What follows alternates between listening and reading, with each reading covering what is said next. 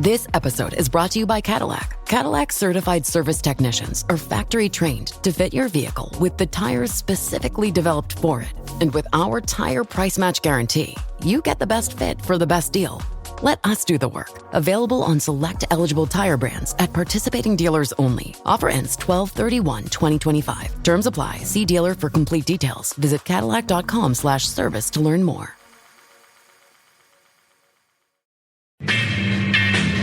This is the Roger Stone Show, presented by Colonial Metals Group. A man who's gone through hell, but he's kept going, and he's smart, and he's strong, and people love him. Not everybody, but people love him and respect him. Roger Stone. Now, here's Roger Stone. I'm Roger Stone, and you're on the Roger Stone Show on the Red Apple Audio Network. This is, of course, the place for politics.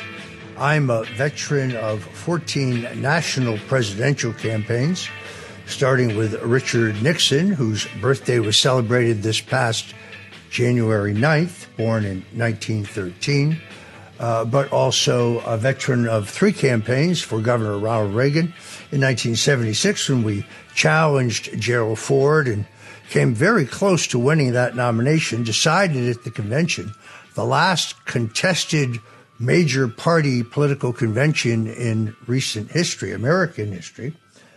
I also, of course, am probably the earliest person in the country, or certainly among them, to tell Donald Trump that he should undertake a serious campaign for president. Preceding me in that was Richard Nixon, ironically. Nixon met Donald Trump in New York Yankee owner George Steinbrenner's box for the opening game, both as the guests of Steinbrenner. And, well, Nixon was much impressed with Trump, the real estate developer, writing a letter to Trump published by the New York Times, in which Nixon predicted, along with Mrs. Nixon, that if Donald Trump ran for office, he would most definitely win. He was right about that.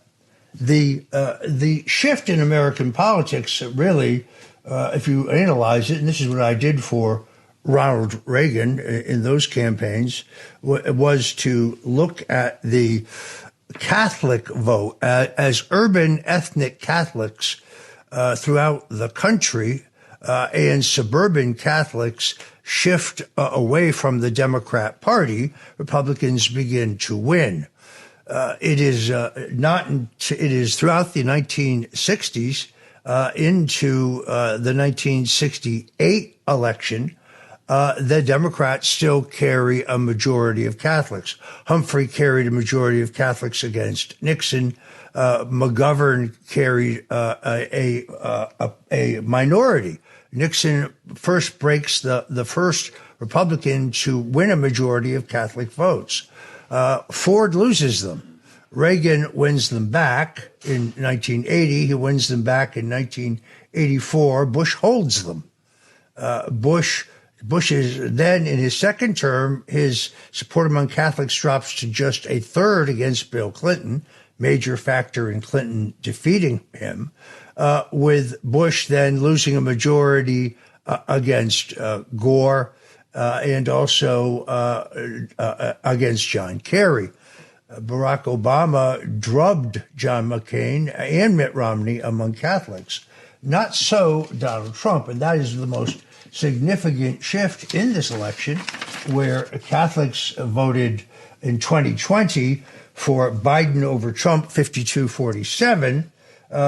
In 2024, Trump wins a 10-point victory over Kamala Harris, beating her 54-44.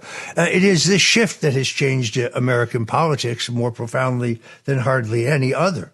I learned about this, ironically, because I grew up in Norwalk, Connecticut.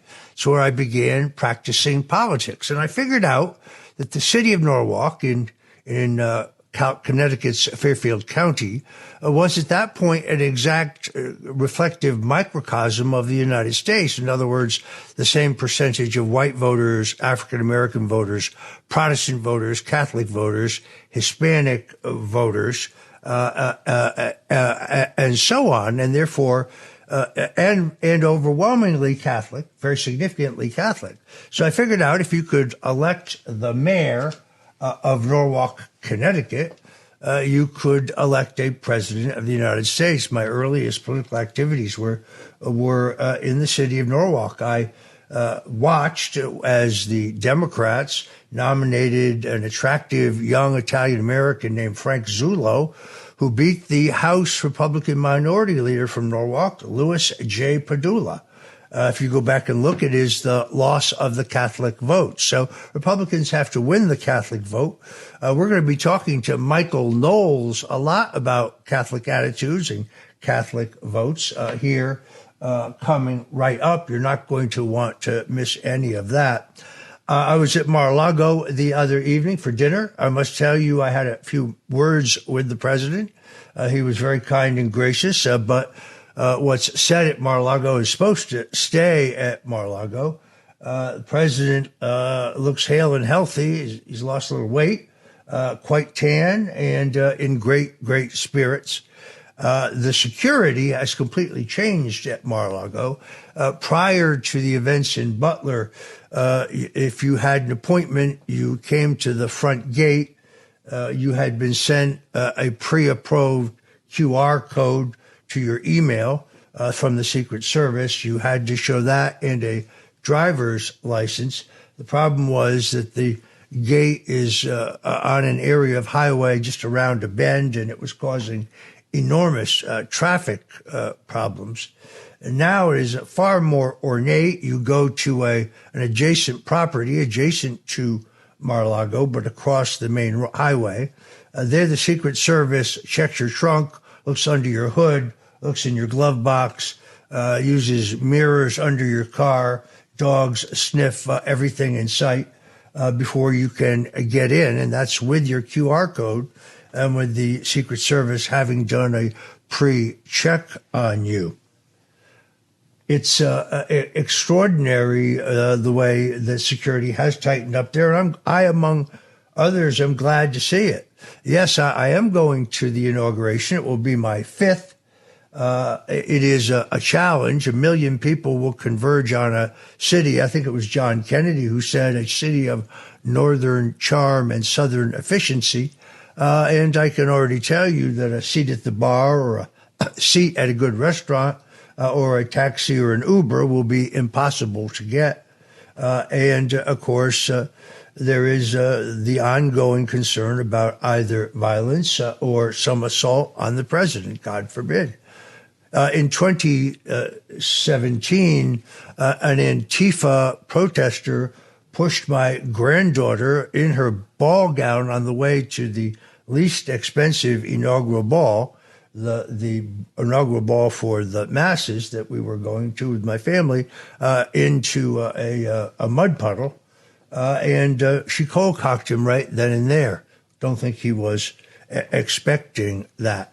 When we come back, what's going on in California is going to change the political landscape there. I want to talk about these horrific fires, a prayer to those affected. The idea of losing everything I own in my home in the flash of an eye is terrifying. But this is the manifestation of liberal policies, DEI policies, hiring firefighters not because of their capability and their qualifications, but because of some other factors such as gender or race or diversity. And the idea that we need to shut off water to save some near to extinct fish that has really no impact on the planet. This is almost beyond belief. But California is teetering closer and closer to the edge of disaster. Yet President Donald Trump ran the strongest race of any Republican in recent years, showing real promise for the potential of a red comeback in the golden state of Ronald Reagan and Richard Nixon. California produced two presidential campaigns and candidates, and of course elected both Arnold Schwarzenegger as a governor, George Deukmejian as a governor. The architect of Deukmejian's election as governor, Ken Kachigian, former speechwriter for both Richard Nixon and Ronald Reagan, joins us on today's show. So don't go anywhere, folks. I'm Roger Stone. This is The Roger Stone Show, and you're the right place if you love politics. This is The Roger Stone Show.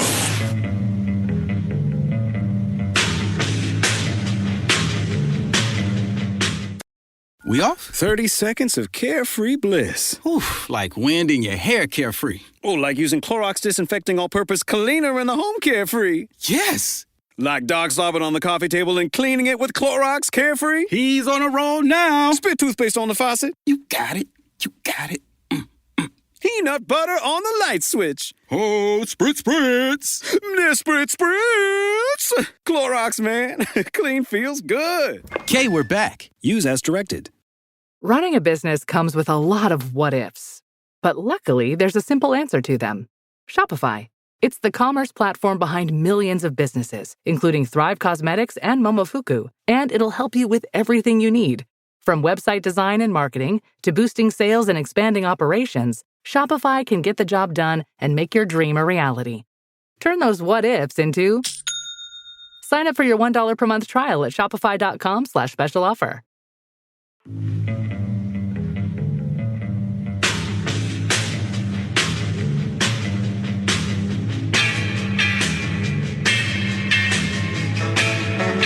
Richard Nixon, Ronald Reagan, George W. Bush, and Donald Trump. They went after a guy named Roger Stone, who's sitting in the office. And I'll say this in front of Roger, he's no baby. And right now, he's cleaner than anybody in this place.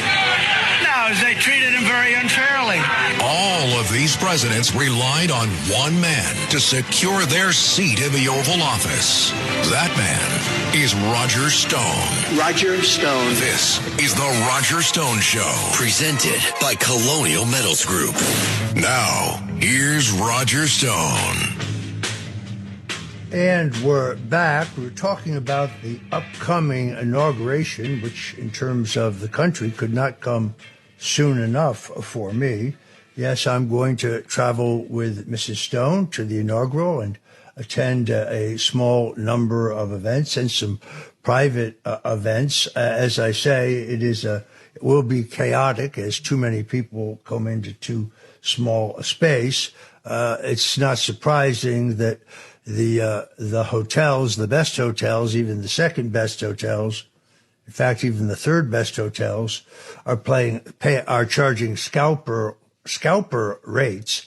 The best hotel downtown, luxury hotel, where a normal room, the standard room, would be $350 at night tops, $1,200 a night. In the class 5-star hotels, hotel rooms with an adjoining sitting room going for $5,200 a night. Even if going to the Marriott or one of the chain hotels, the rates are boosted into the stratosphere. And of course, there have been two attempts on President Donald Trump's life. And yes, it does concern me, the idea of him standing on the portico there with thousands, millions of being in the far distance, because I think they're estimated 1 million people, they say, will visit to celebrate the inauguration. By the way, the celebration against it last Saturday fizzled when 15 people showed up to protest his certification. He was easily certified by the House last Monday. But people I respect as diverse as General Michael Flynn, 3-star general, former national security advisor, and Mike Cernovich, a popular thinker and a man of pungent opinions, and what they call an influencer. I don't think he does it for that purpose. Mike Cernovich raises the same issue, and that is, should Perhaps the president be sworn in private, or should he fly to Andrews Air Force Base on Trump Force One, take the oath inside the base surrounded by protectors, then take Marine One, that's the presidential helicopter, to the White House to begin governing. We know from the past, by the way, that the White House is not secure when under attack.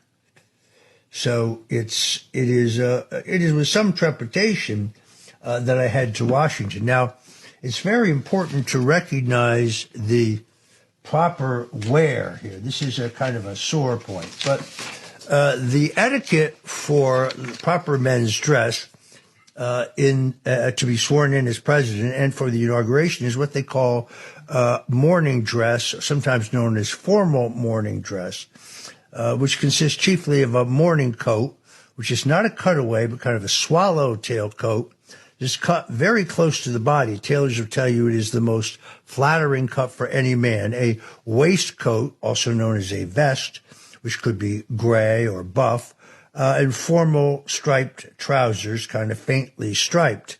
That is the outfit that Harry Truman was sworn in, JFK, Lyndon Johnson, Ronald Reagan.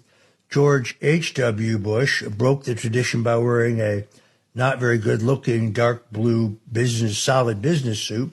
Bill Clinton returned to the tradition.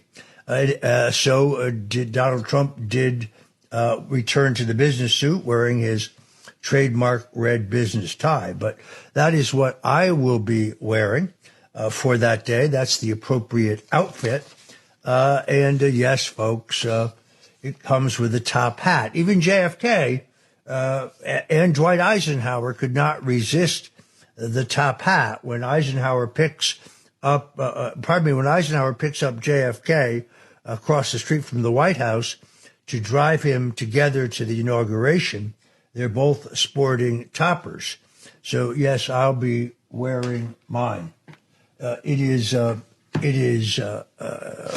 going to be a hoot because you have so many events. It's not just the official inaugural events, which candidly are somewhat pricey, but there's a multicultural ball, and there's the Christian ball, and there's the Italian-American ball, and there are all of these individual.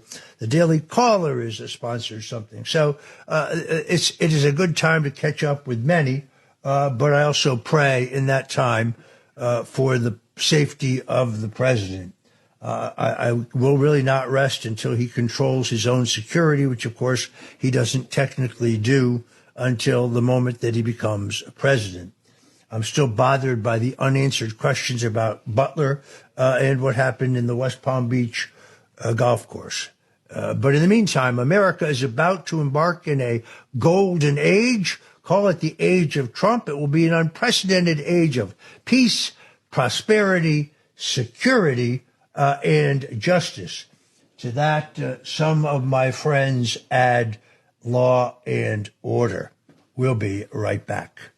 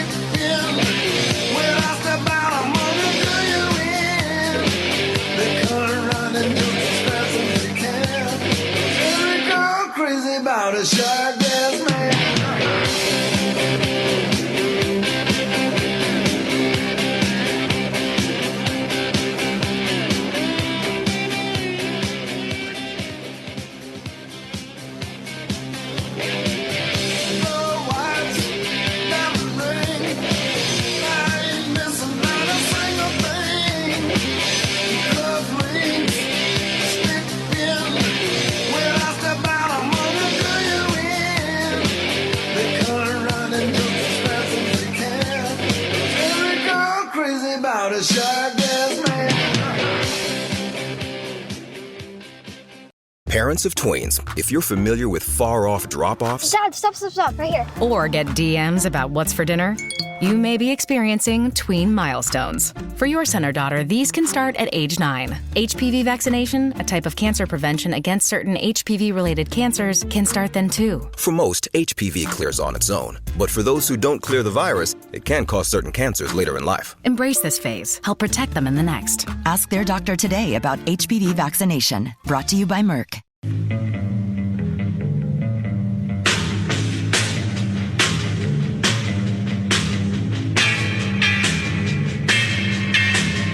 This is the Roger Stone Show, presented by Colonial Metals Group. A man who's gone through hell, but he's kept going, and he's smart, and he's strong, and people love him. Not everybody, but people love him and respect him. Roger Stone. Now, here's Roger Stone. And we're back. We talked in the last go-round about the importance of the Catholic vote and how it shifted sharply away from Joe Biden. A majority of Catholics voting for Biden in 2020, according to the statistics we were provided, with Donald Trump recurring strongly, beating Biden by 10 points among American Catholics. My guest, Michael Knowles, host of the Michael Knowles Show on the Daily Wire, and I met at a Catholics for Catholics event of Catholics who are supporting President Donald Trump and the teachings, the original teachings of the church. I am a big fan of his show, the Michael Knowles Show, because he is both articulate and he has a huge amount of wisdom for a young man. Michael, welcome to the Roger Stone Show. Well, Roger, thank you for having me. Always great to be with you.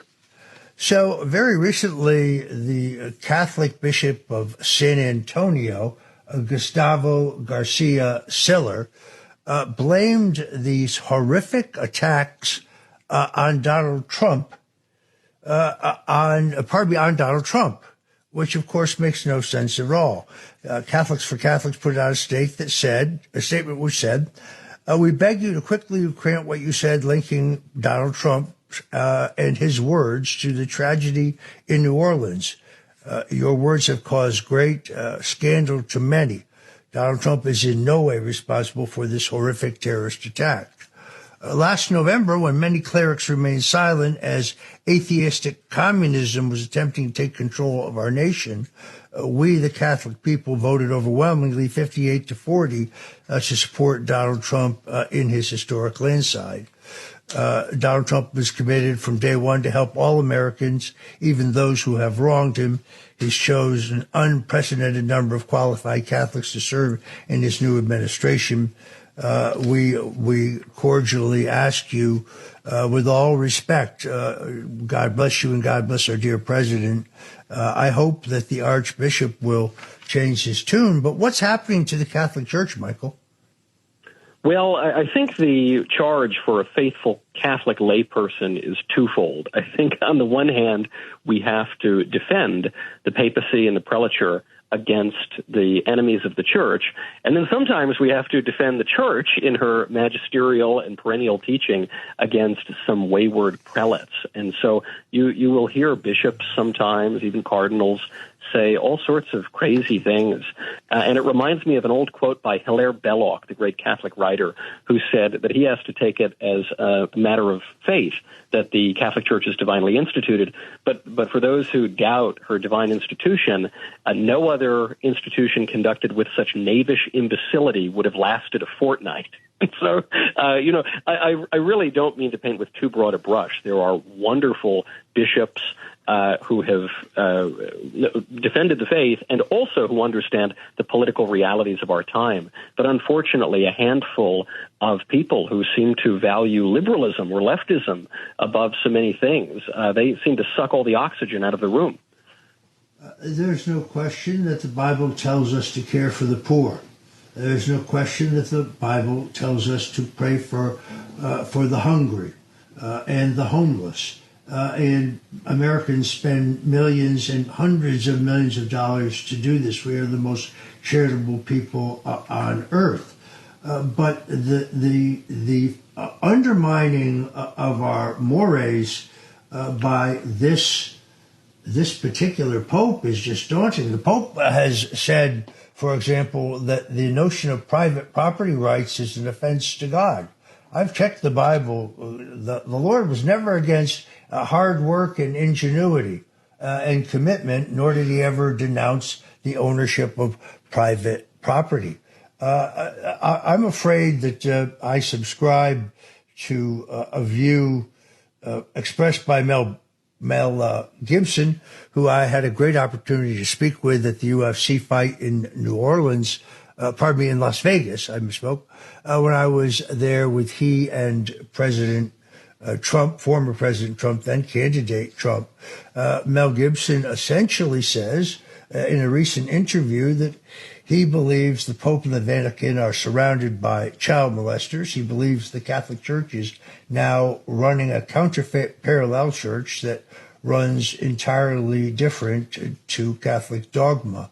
On current Pope Francis, Mel says he believes he's covering up for those involved in pedophilia now. The church was instituted by Christ, says Gibson, but it's not what it purports to be anymore. He believes that Bishop Carlo Maria Vigano, a great man, believes that we're witnessing a counterfeit parallel church, which is running an entirely different and in Mel's words, evil religion. That's a strong statement. Michael, your reaction? Well, I love Mel Gibson and Archbishop Vigano as well, but I think they're a little bit off here. Many of their observations about perils within the church are not totally unfounded. However, the view that Mel Gibson's espousing is called sedevacantism, the notion that the chair of St. Peter, is vacant. And I've explored this view. I've said, well, maybe they have a point. Let me see. And I can't quite make the math work. In order for that to be the case, an ecumenical council would have had to have been illegitimate or false. The votes in the Second Vatican Council were overwhelming in favor of the council documents. It's difficult to make that view work. It's a tantalizing view. It's a tempting view when you look around and you see difficulties within the church. I just don't think it's coherent ultimately.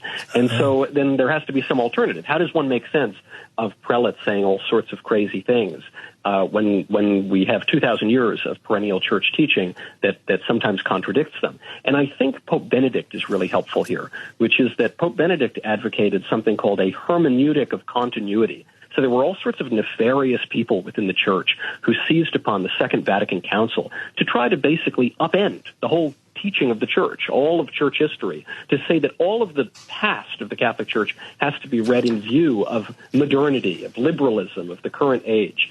And what Pope Benedict XVI said was, no, it's actually the opposite. Pope Benedict XVI was a man of the council, but he said, we have to view the modern age through the lens of church tradition. So, when Pope Francis, for instance, makes some comment about private property, one has to analyze it not merely from the standpoint of modern leftism, as a lot of people want to do, but from the standpoint of tradition. And you say, okay, well, sure, I guess private property ultimately conduces to the common good, as St. Thomas Aquinas would say. That doesn't mean that we don't have our own private property. That doesn't mean that when Pope John Paul II writes in Centesimus Annus, reaffirming what Pope Leo XIII said in Rerum Novarum, that actually there is a role for markets and private property. These are good things, as the Church even has come to adopt views of John Locke pertaining to private property. It doesn't mean we throw all of that out. I think what the enemies of the Church, without and within the Church, would like us to do is to give up on the church and say, well, no, we're going to go our own way and we're going to have our own institution. But I fear that's a dangerous path. In fact, I think that's what conservatives have done with a lot of institutions. I think we did that even outside the realm of religion. I think we did that with the schools. I think we did that with the bureaucracy in the 20th century. I think we did that with a lot of corporations. And I think the left had a field day with it. They chased us into our own little ghettos and they took over the powerful institutions. Now, I have faith that our Lord will never leave the church, that our Lord cannot leave the church, as he promises us in Scripture. But I don't mean to downplay the great dangers for the Vatican. I think it was Pope Paul VI who said the smoke of Satan has entered the Vatican. That is real. I think we need to be totally clear-eyed about the dangers facing the church. But it seems to me the worst possible solution to that would be to abandon the church or attempt to abandon the church to people who would destroy her from within. We're going to be right back with this spirited conversation about one of the subjects you're not supposed to talk about at the dinner table, but Americans should, religion. We'll be right back with Michael Knowles. Of course you love a pint of Ben & Jerry's, but maybe you don't love sharing your pint of Ben & Jerry's. No problem. Now you can share the love with Ben & Jerry's new Scoop-A-Palooza. 28 whole ounces of crowd-pleasing flavor in a single tub. It's an instant ice cream party. And if that means your favorite pint is left just for you, so be it. Ben & Jerry's new 28-ounce Scoop-A-Palooza. Made for sharing in 4 larger-than-life flavors. See benjerry.com/palooza.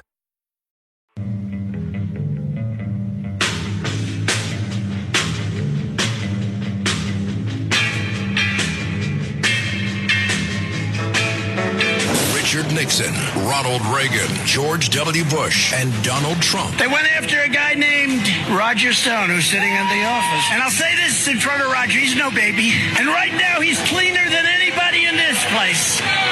No, they treated him very unfairly. All of these presidents relied on one man to secure their seat in the Oval Office. That man is Roger Stone. Roger Stone. This is the Roger Stone Show, presented by Colonial Metals Group. Now, here's Roger Stone. And we're back. Our guest is Michael Knowles, host of the Michael Knowles Show on the Daily Wire, personal favorite of mine. We were talking about Pope Benedict. Pardon me, but I saw the way Barack Obama pushed Joe Biden out of the presidency. Pardon me for thinking that Pope Benedict was forced out in a political putsch. His health was so bad that he lived almost 20 years later than the time he left, and he seemed lucid to the end. So to think that there's not politics in the Catholic Church would be a complete misnomer. But I do think it is sad that the Catholic Church, that was a bulwark against communism in the 1960s, this is the Catholic Church of Bishop Fulton Sheen, for example. The Catholic Church of John F. Kennedy, an ardent anti-communist, and his father Joseph P. Kennedy, the party of Senator Joe McCarthy. That party, as an opponent of communism, particularly in Eastern Europe, it seems to be gone.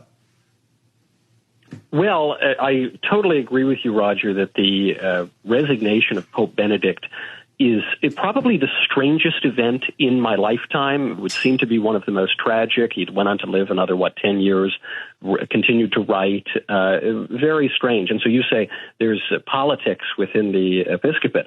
Without question. We don't know exactly why he resigned, but it was the strangest event probably of my entire lifetime.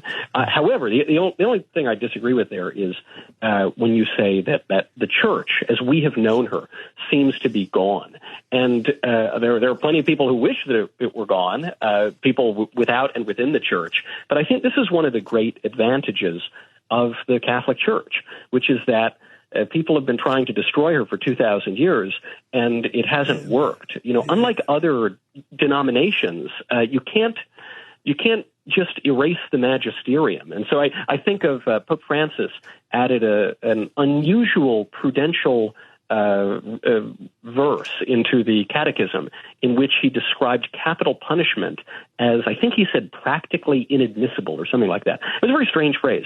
And I thought, why did he put that phrase in? And the reason is that neither he nor any pope could call capital punishment intrinsically evil. And the reason for that is because the Catholic Church has always taught that the death penalty is in principle permissible. In fact, it's described so by St. Paul in the Scriptures.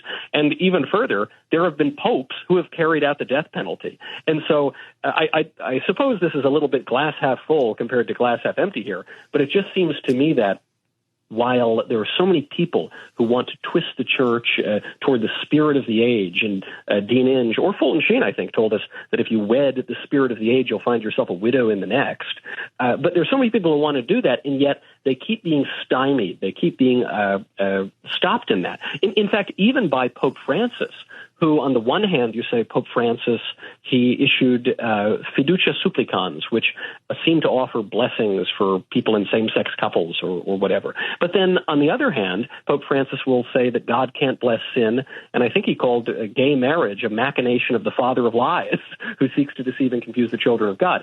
So it's confusing. There's no question about that. But I believe, as our Lord promises us, that our Lord will not leave the church, though he might subject the church to periods of great trial and suffering, which without question, we are in right now. You make an excellent point, and I rethink my comment. I guess what I meant to say is the church as I knew it, the church as I always loved it, that church is, that faction, let us call it, because this is politics, my friend, that faction is not in the ascendancy. The globalist faction is.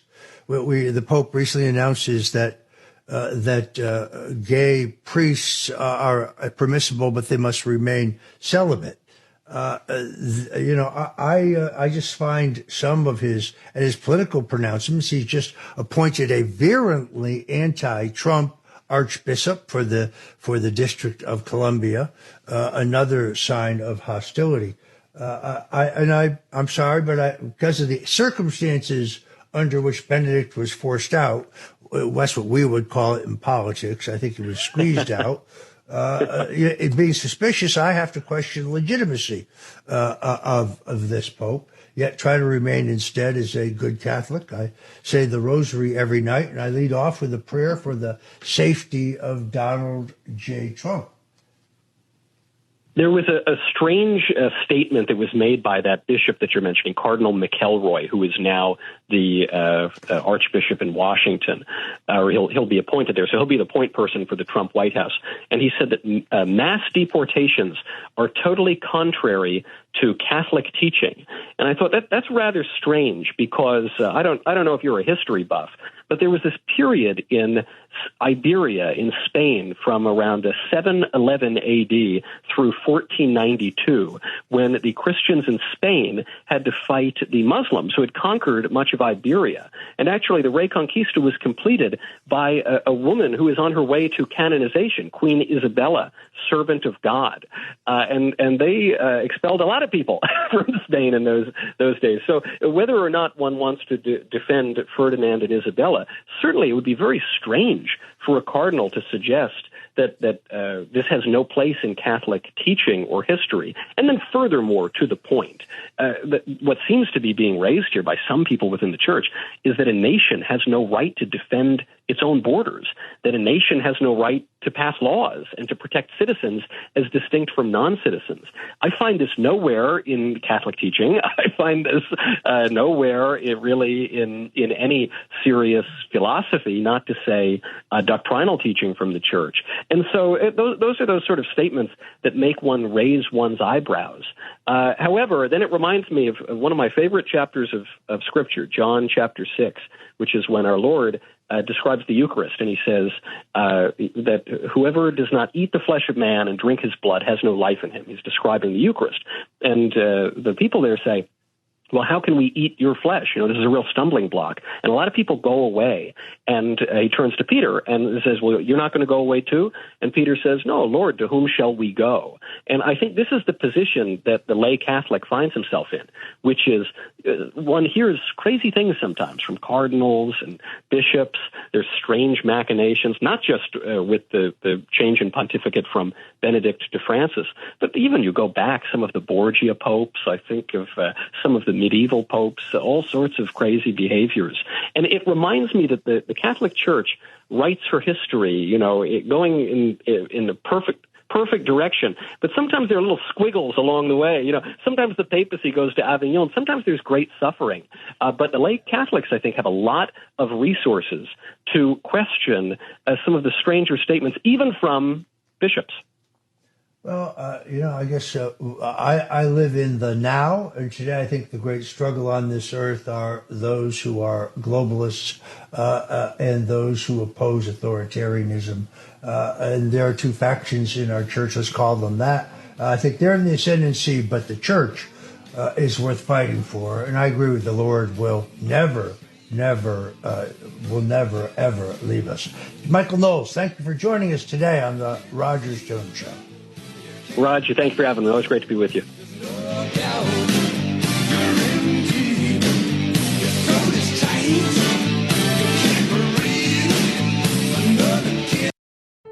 Home means something different to everyone. But with Rocket Mortgage, home can mean even more. It can mean a college education, taming your high-interest debt, even a renovation. We've made it easier than ever to use your home equity. That home you worked so hard for, now it can work hard for you. Call 800-4ROCKET or visit rocket.com to find out more. Rocket Mortgage, LLC. Licensed in all 50 states. NMLSConsumerAccess.org. Number 3030.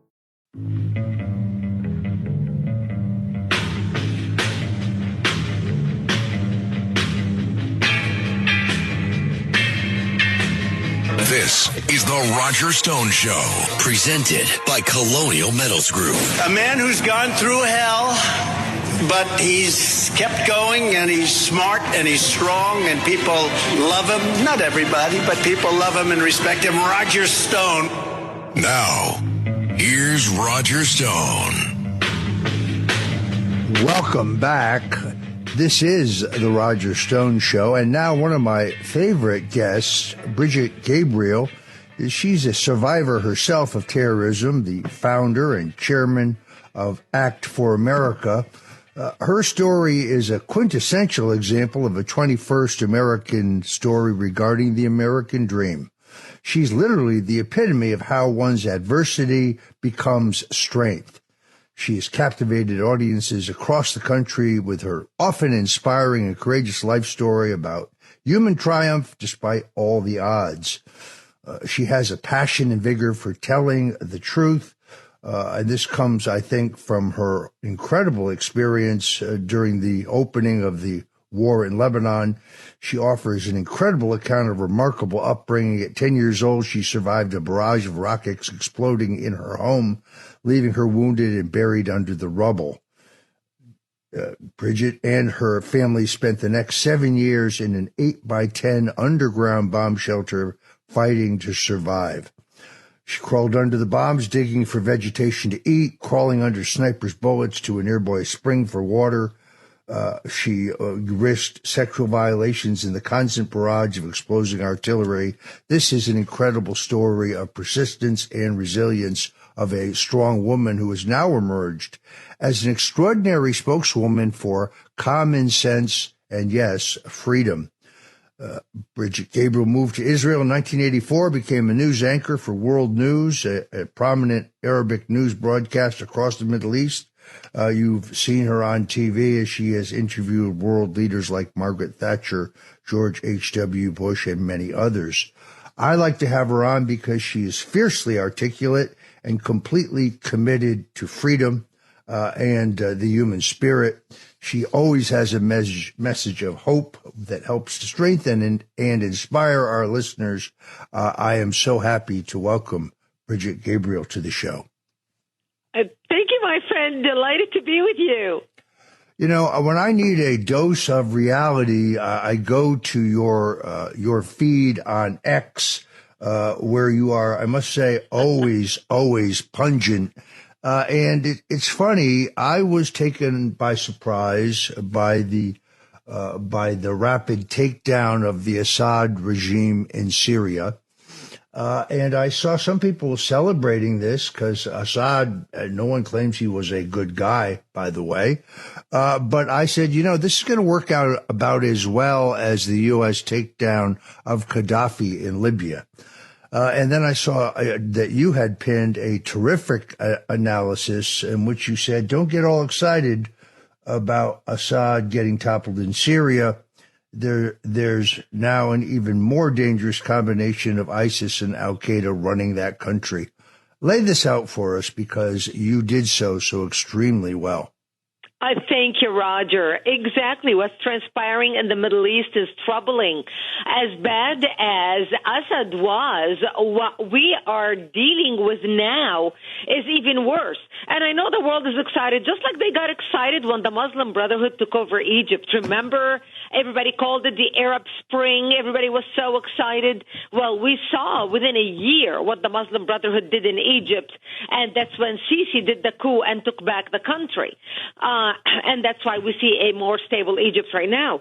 But in Syria, the problem with Syria is this guy who took over, and the reason why they moved so fast was because they knew that Bashar al-Assad was weakened. And he was weakened because of the bombardment of Israel, the destruction of Hezbollah, the bombing of Iran, and basically Iran and Hezbollah propped him up. Putin is distracted with the war with Ukraine, so they knew no one is coming to save Bashar Assad. And that's why they moved in so fast.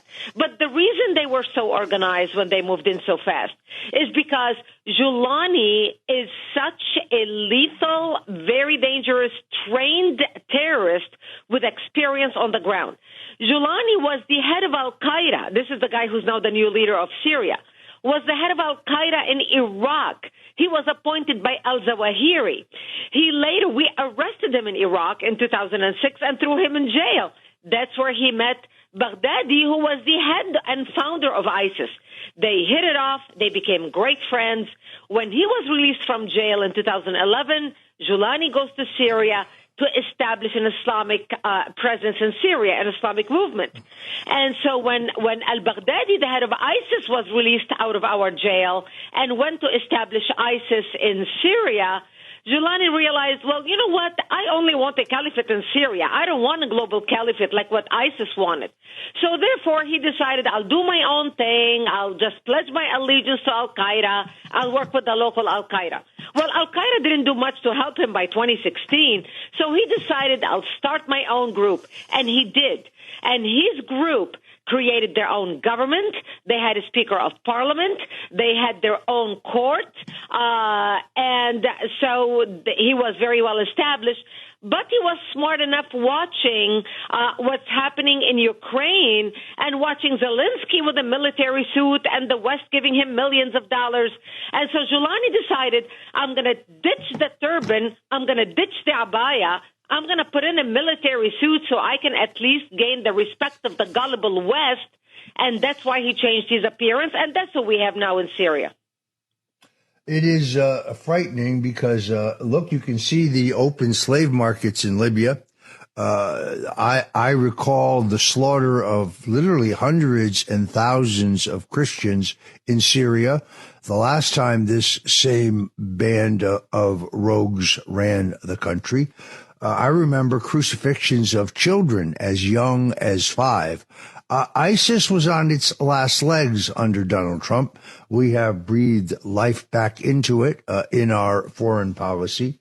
Meanwhile, we somehow think that unfreezing $190 billion for the rogue regime in Iran is somehow going to bring greater stability to the region by building a counterweight to Israel. I mean, this is the thinking of Barack Obama. That's his foreign policy put in place by Joe Biden.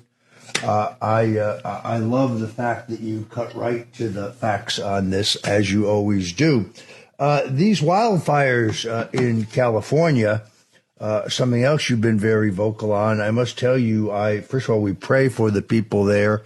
I can't even imagine the horrific nature of learning that your home and probably virtually everything you own is gone, literally in the flash of an eye.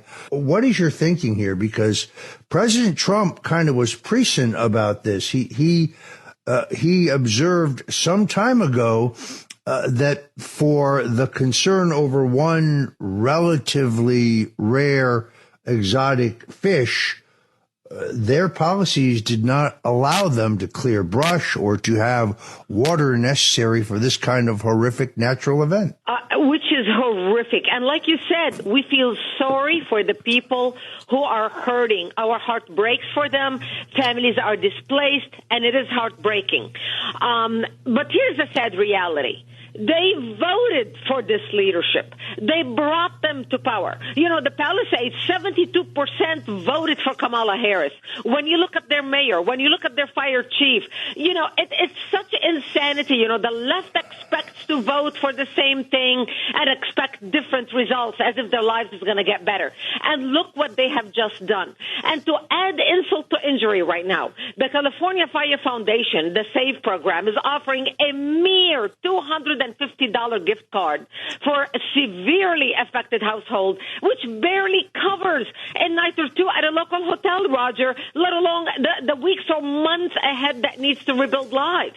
And this pittance is an insult when we consider the state's generosity towards undocumented immigrants. You know, California spends $22,000 annually per undocumented child in education, alongside providing free health care, welfare, housing, to 4.9 million, almost 5 million people at a staggering $179 billion each year. Folks, if you're just tuning in, this is the Roger Stone Show, and we're talking to Bridget Gabriel, the founder and chairman of Act for America, and we'll be right back. This is the Roger Stone Show.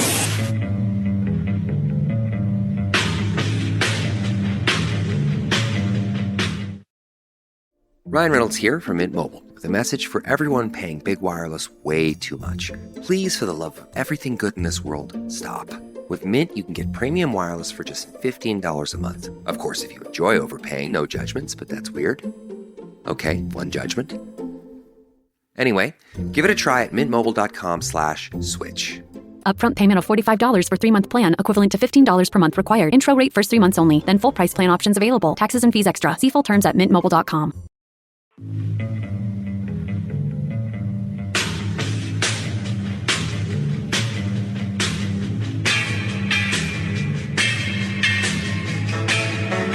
Richard Nixon, Ronald Reagan, George W. Bush, and Donald Trump. They went after a guy named Roger Stone, who's sitting in the office. And I'll say this in front of Roger, he's no baby. And right now, he's cleaner than anybody in this place. No, they treated him very unfairly. All of these presidents relied on one man to secure their seat in the Oval Office. That man is Roger Stone. Roger Stone. This is the Roger Stone Show, presented by Colonial Metals Group. Now, here's Roger Stone. And we're back. We're talking to Bridget Gabriel. Hers is an incredible story of persistence and resilience, surviving war-torn Lebanon and a horrific experience as a child where her family was caught in the throes of war. But emerging today as, I think, one of the very best common sense spokespeople in the country on issues across the board. She is a survivor of terrorism, therefore she understands it, which is why we like having her on the show to talk to us about, issues across the board. President Donald Trump says that if the hostages which are being held are not returned by the time he takes office, all hell will break loose. Joe Biden would like us to forget that there are still American hostages being held in the Middle East. Bridget, what do you think the president means when he says this? What makes President Trump so wonderfully amazing is he keeps everyone on their toes guessing. They know he's crazy. Oh, my goodness. God knows what President Trump is going to do. This is how our enemies think about our president, which is a wonderful thing to have because you need them on their toes. You know, they say perception is 50% of victory, and they perceive him as somebody who would literally go into the Middle East and demolish it, turn it into a parking lot. And this is what's going through Hamas's head right now. They do not know what President Trump is going to do. They definitely know that President Trump has the firepower, has the military strength, and has the determination to basically destroy destroy them until they bring back the hostages. And so this is where the negotiations now come to play. He put his words out. Now, you and I know that President Trump will stand with Israel, and he will do whatever is required to bring the hostages back. Israel knows what needs to be done to bring the hostages back. If Biden would have let Israel do what Israel knows how to do best, the whole war in the Middle East would have been done by December. October 7th happened in October, obviously. By December, the whole thing would have been done. The hostages would have been returned. It would have been over. But because Biden put the shackles around Israel's ankles and prevented Israel from what Israel does best, and that's crushing their enemy, taking out their enemy. That's why Israel took such a long time, and it's still going in Gaza and in Rafah. So right now, Israel does not believe all the hostages are alive. Obviously, we know that most of the hostages are dead. Whoever is alive, Israel is hoping to get them back, but the clock is ticking. And, we may not take direct military action, but we will definitely be a secondary player behind Israel, supporting Israel in whatever Israel feels it needs to do, as in what Benjamin Netanyahu believes needs to be done. And Hamas knows it, Hezbollah and the Lebanese government know it, and all the players in the Middle East know it. This is why I think Donald Trump was so very successful in terms of foreign policy in his first term, where we had not only had no new wars, but he successfully brought tens of thousands of troops back from the Middle East without the countries they were being pulled out of collapsing into the hands of the enemy upon our departure, because he used the very expensive taxpayer-funded drone technology to keep the Taliban, for example, in Afghanistan pinned down when he was president. Those policies ended under Biden, and there's one lesson of history, which is to say, weakness breeds aggression.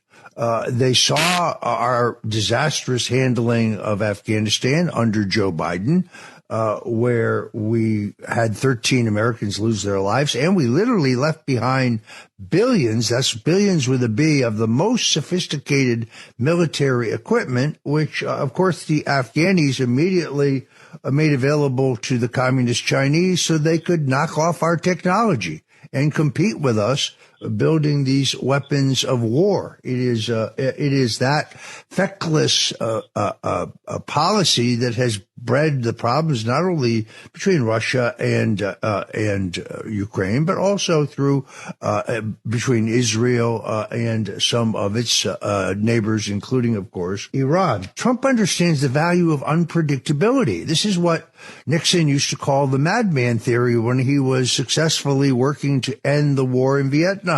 He would send Dr. Kissinger to the Paris peace talks and say to the North Koreans, look, Nixon, we just don't know. He might be a little crazy. He could nuke you guys. He could nuke you guys if we don't leave here with an agreement. And of course, it worked. They understood the enemy. This is what I call street smart. And it takes a president with vision. Donald Trump thinks about America as a corporation. How do we grow our corporation? And how do we pay dividend back to the stockholders, which is the American people, to make it better for everybody? Good for him. I love it. And I can tell you, we're going to support him every way in the process. And what I mean by we is my organization, actforamerica.org. I encourage all our listeners, if my message and my voice resonated with you, join me. Go to actforamerica.org. Sign up to get our emails and action alerts. We are the largest grassroots movement in the United States, and we are standing with President Trump, especially now, to make sure all his nominees are going to get to their positions. We're going to pressure Congress to make sure the process goes so fast, and we're going to stand with this president, especially in the next 2 years. Because let's face it, Roger, you and I know, we only have 2 years, not 4. 2 years to get as much done as we can get done. We're going to be standing with the president and helping him, and we need you by our side. Go to actforamerica.org, become a member, sign up to receive our emails and action alerts, and let's together stand with the president and make a difference for our country. Okay, all right, there you have it. Bridget Gabriel, a great nonprofit, Act for America. You got that address. Thank you so much for joining us today on The Roger Stone Show. And Bridget, God bless you and your family. Thank you, my friend, and Happy New Year. Happy New Year to you. Your snacking routine can get a little dull. Time for an Oikos remix. Like a crunchy storm of sea salt praline pretzels, dark chocolate, and butter toffee, showering down into a smooth, creamy yogurt. Enjoy 3 Oikos Remix varieties with epic mix-ins and 11 grams of complete protein per 4.5-ounce serving. See remixyogurt.com.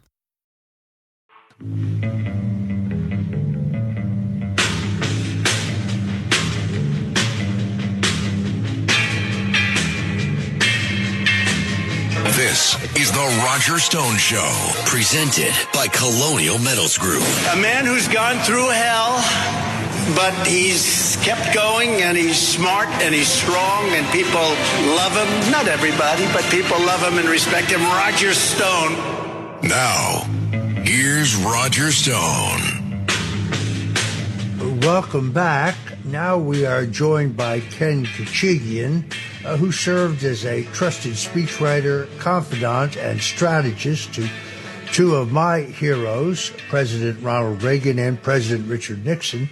I served in 2 presidential campaigns, very junior to him, very, very junior. Ken Kachigian and I took a trip all the way across Ohio in the Magellan when I was running the state of Ohio for Ronald Reagan, and he was on the trip helping President Reagan with his remarks and strategy. He has written a terrific new book, In Behind Closed Doors, in the room with Reagan and Nixon. He had an elbow view of some of the most important times in history, and we are pleased to have him join us now. We're going to talk about the book in a minute, but in the meantime, Ken, you have written a piece for the Wall Street Journal regarding the possibility, which has been speculated about, that Kamala Harris may be thinking of running for governor of California to keep her political career alive for another bid for president. This is something Richard Nixon tried. You found some interesting parallels. Yeah, Roger, thanks for having me on.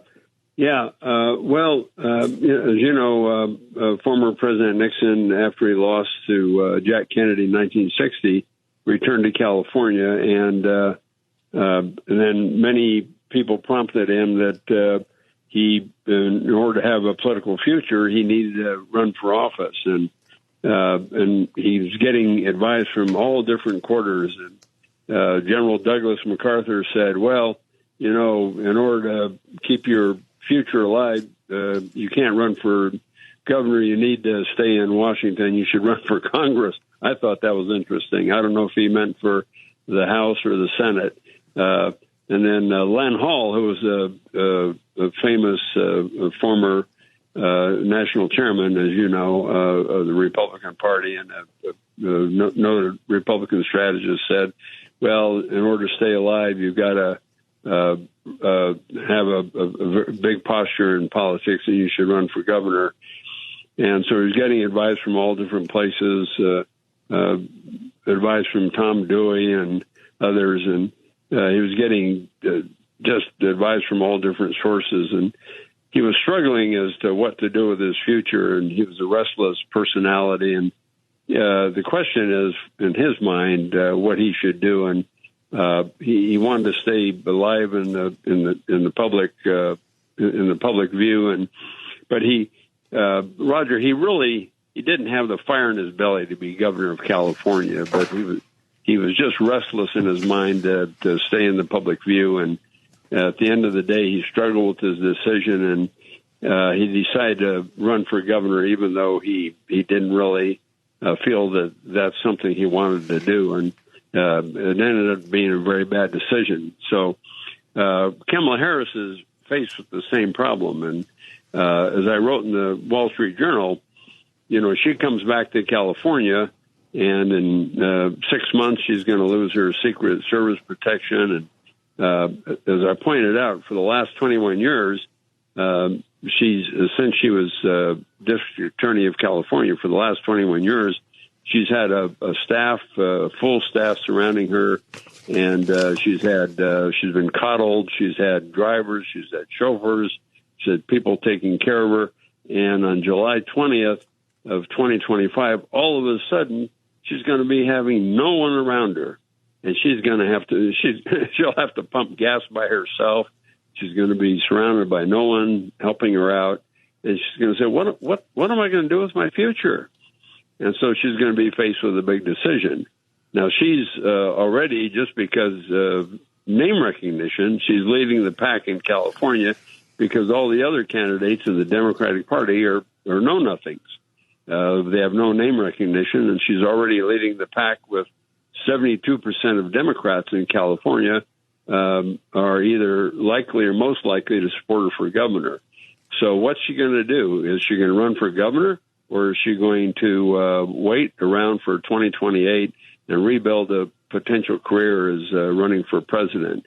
So we're all going to wait around and see what she's going to do. So I suggested in that Wall Street Journal piece, she needs to take a leaf out of Richard Nixon's book and take advice from him. What is she going to do?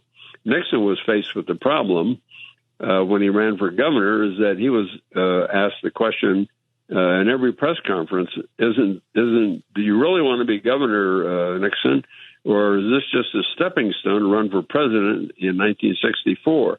And she'll be asked the same question. Miss Harris, do you really want to be governor of California, or is this just a stepping stone to run for president in 2028? And so my suggestion was pick up the cheapest way to do this is pick up Richard Nixon's memoirs and take some advice from Dick Nixon and figure out what to do. Yeah, it is kind of ironic. Nixon, from the moment he lost narrowly in 1960, hankered for the 1964 nomination. You're right, Eisenhower, Dewey, and others convinced him that he needed to run in California to keep his prospects alive. Ironically, losing this race excused him from taking the dubbing that Barry Goldwater would take from Lyndon Johnson, because at the time Nixon made his decision to run for governor, John Kennedy had not yet been assassinated. Unlikely that anyone would have beaten Johnson, so it allowed Nixon not only to skip the 1964 nomination, although he did work furtively behind the scenes to engender a deadlock between Rockefeller and Goldwater, and even quietly financed some write-in efforts, in which, by the way, he did extraordinarily well in some of the primaries. But he then, of course, launched the greatest political comeback in American history, up until perhaps the one that we saw most recently. Ken, you knew President Reagan, having been at his elbow at some of the most important times in history, and having written some with him. He's, like Nixon, a man who cared deeply about the words, cobbling the words, and worked with his speechwriters. Not all political figures are like that, folks. But recently, Bill Kristol said that Ronald Reagan would not have supported and would not have liked Donald Trump. Your view of that? Oh, that's a foolish statement. Bill Kristol's out in the ether land. I don't know why anybody listens to him anymore. I think he's just lost his way in the party. I think Ronald Reagan believed, he believed in the big tent in the Republican Party. You remember that, Roger? Yes, indeed. He was a big tent Republican, and Ronald Reagan would have supported Donald Trump because he believed Donald Trump believes in the same general policies as Ronald Reagan: a smaller government, a strong national defense, lower taxes, a strong foreign policy. So Bill Kristol's not straight thinking on this issue. Well, the other thing they have in common, interestingly enough, is and a lot of this has to do with Mike Deaver, as you know, but they both understood the visual. Trump understands the role of a leader: to look strong, to talk strong, to stand strong. Big, tall, broad-shouldered men. Reagan had been an actor, which it's interesting. Just before he left office, he was asked whether, in an interview, whether coming from the world of show business, being an actor, and not coming through the chairs of politics had been detrimental to his being presidency. And he said, no, actually, I don't know how a guy who wasn't an actor could do this job. That's right. Meaning the people want to look to the president for confidence and leadership. If the president was calm, then things must be going well. Reagan understood that. Trump understands that. They're both very much in that way big picture men. But this is of course the neocons seeking to undermine the president. Bill Kristol, a man who projected the lie that there was weapons of mass destruction in the possession of Saddam Hussein, which we now know was false. I don't think we need his political advice in this matter. When we come back, I want to talk about your great new book, In Behind Closed Doors, the National Review. The conservative outlet started by none other than William F. Buckley Jr. has rated this as one of the top political books of the year. Folks, you've got to get it. It's a page-turner. We'll be right back with Ken Kachigian. This is The Roger Stone Show.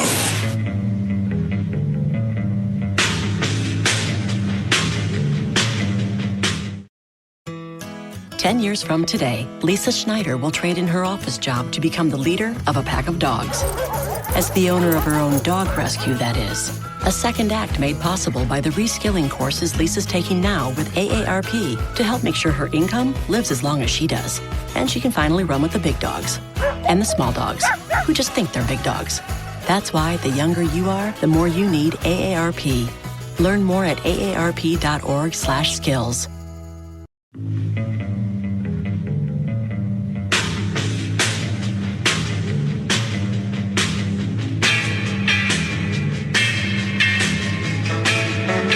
Richard Nixon, Ronald Reagan, George W. Bush, and Donald Trump. They went after a guy named Roger Stone, who's sitting in the office. And I'll say this in front of Roger, he's no baby. And right now, he's cleaner than anybody in this place.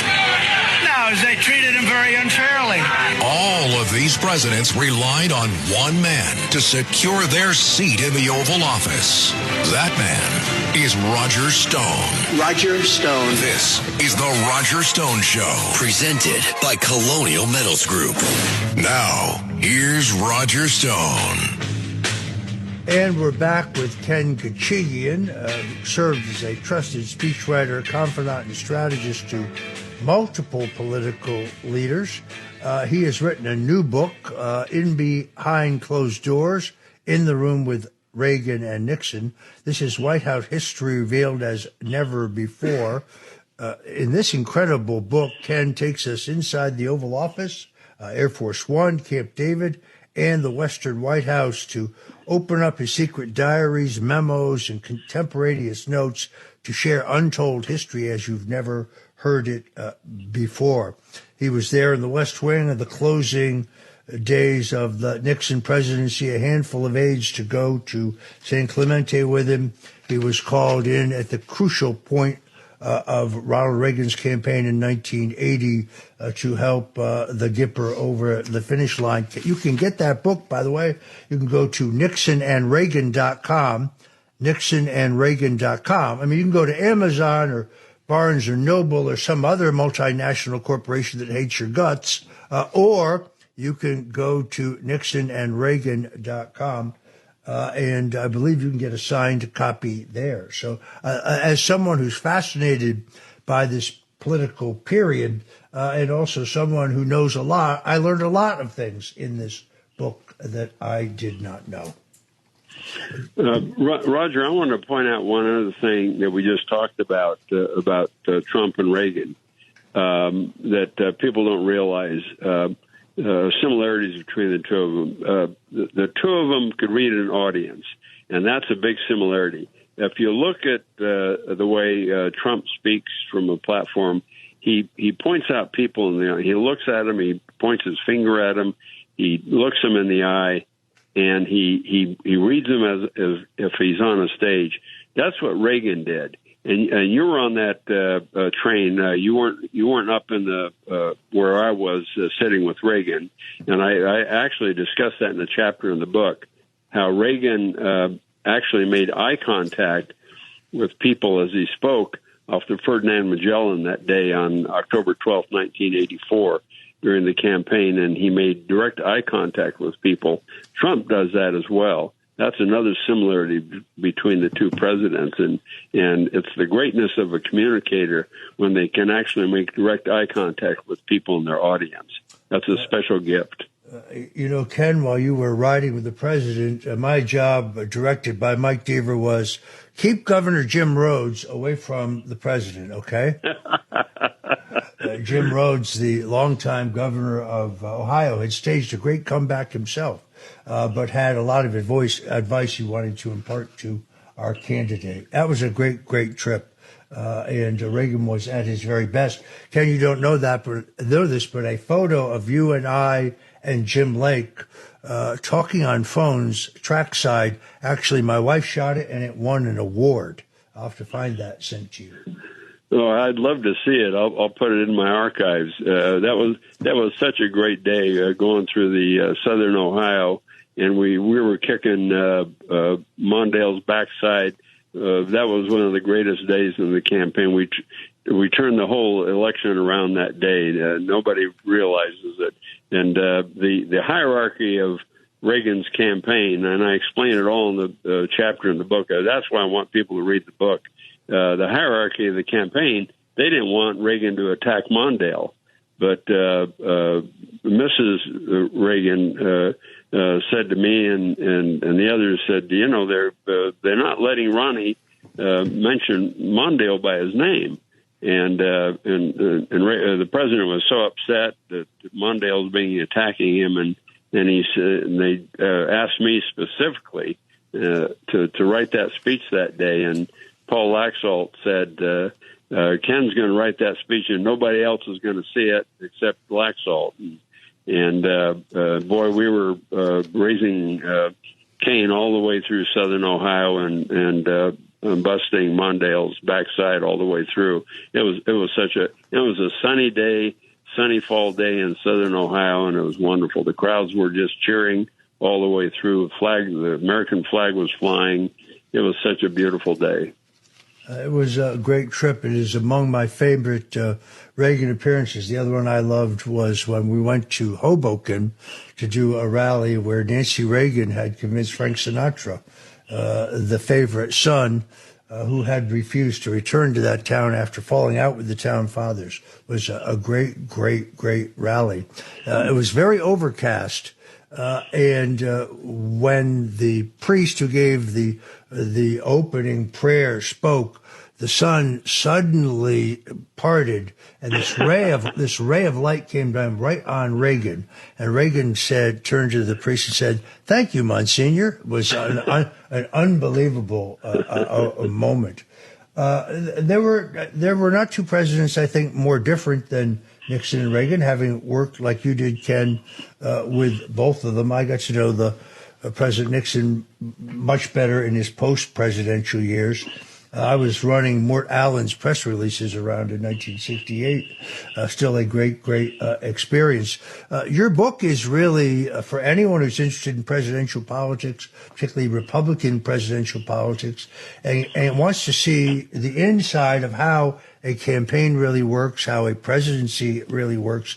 Ken Kachigian really has written an incredible book. There's one chapter in there that we both thought together would be of great value to White House Chief of Staff Susie Wiles, who we both worked with in the past in the Reagan campaign. And she was most gracious to receive it, Ken. And she is, at this point, perhaps the most, if not the most powerful, perhaps the most influential person in the country. Donald Trump is not your typical politician. He doesn't operate like one. Didn't come from the worlds of politics. He is his own man, to say the least. He's a force of nature. I think Susie's doing a very able job of, not only an able job in his campaign, but an able job as he forms his government. Your thoughts on the president's cabinet picks so far? I'm very pleased in the direction that he's going. I'm pleased with I'm really pleased with the Attorney General nomination, Pam Bondi. I think that's a 10 strike. I'm also pleased with Rubio as Secretary of State. I think that's a dramatic pick. I'm really super pleased with that. And I think, Hegseth over at Defense, that's even though there's some controversy there, you know what I like about that is we're having trouble. We've been having trouble with recruitment in our troops in our national defense policies. But I think now with somebody who's been in the armed services like Hegseth has, that's going to help in our recruitment, and that's so critically important. And Tom Homan to protect our border security, that's a 10 strike, Roger.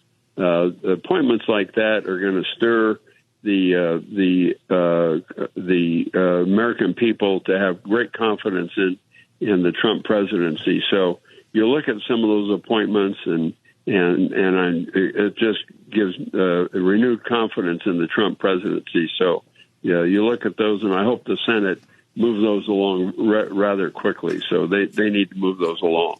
I agree with everything you say. I would have to add to that the appointment of Kash Patel, who I really think is the single best qualified person for that job. He ran the Russian collusion investigation. He understands the rot and corruption of our intelligence agencies and their politicization. I think it's an excellent nomination. And also that of Tulsi Gabbard, a four-term Democrat congresswoman, a decorated combat veteran of both Iraq and Kuwait, who still serves her country as a lieutenant colonel in the U.S. Army, someone who has had an odyssey, as Reagan did, from left to right. The person who doesn't change his mind when they learn more is the sad person indeed.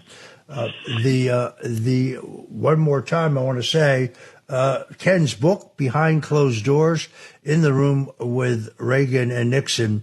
This is an extraordinary political tome. If you're interested in presidential politics or how the sausage really gets made, Ken has been there for some of the most historical events in our nation's history. But again, you can go to nixonandreagan.com, nixonandreagan.com, and I believe you can get a signed copy there. This is a book you want in your library. Ken writes often for outlets like the Wall Street Journal. I always repost his wise musings right there on my own website. Ken, thank you again for joining us today on The Roger Stone Show. Roger, thanks for having me. Oh, thank you. Nixon now, Nixon now. More than ever we need Nixon now, Nixon now.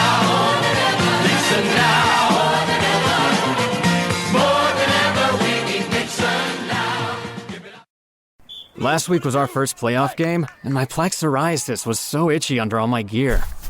Sometimes just thinking about scratching could take me out of the moment. And then my doctor told me I could get clearer skin with a pill called Otezla. Otezla apremilast is a prescription medicine used to treat adult patients with plaque psoriasis for whom phototherapy or systemic therapy is appropriate. Otezla can help you get clearer skin after just 4 months. Okay, ready for the next game. Talking to my doctor about a pill was a total game changer. Don't use Otezla if you're allergic to it. Get medical help right away if you have trouble breathing or swallowing, swelling of the face, lips, tongue, throat, or arms. Severe diarrhea, nausea or vomiting, depression, suicidal thoughts, or weight loss can happen. Tell your doctor if any of these occur and if you have a history of depression or suicidal thoughts. Live in the moment. Ask your doctor about Otezla. Call 1-844-4-OTEZLA or visit Otezla.com for prescribing info about cost, and more. Richard Nixon. Well, I'm not a crook. Ronald Reagan. Tear down this wall. George W. Bush. I can hear you. The rest of the world hears you. And Donald Trump. And a friend of mine for a long time, he only likes politics. If you ask him about how are the Yankees doing, he has no interest. If you ask him almost anything, he likes politics, and he's a professional at the highest level. Roger Stone. All of these presidents relied on one man to secure their seat in the Oval Office. That man is Roger Stone. This is The Roger Stone Show on 77 WABC.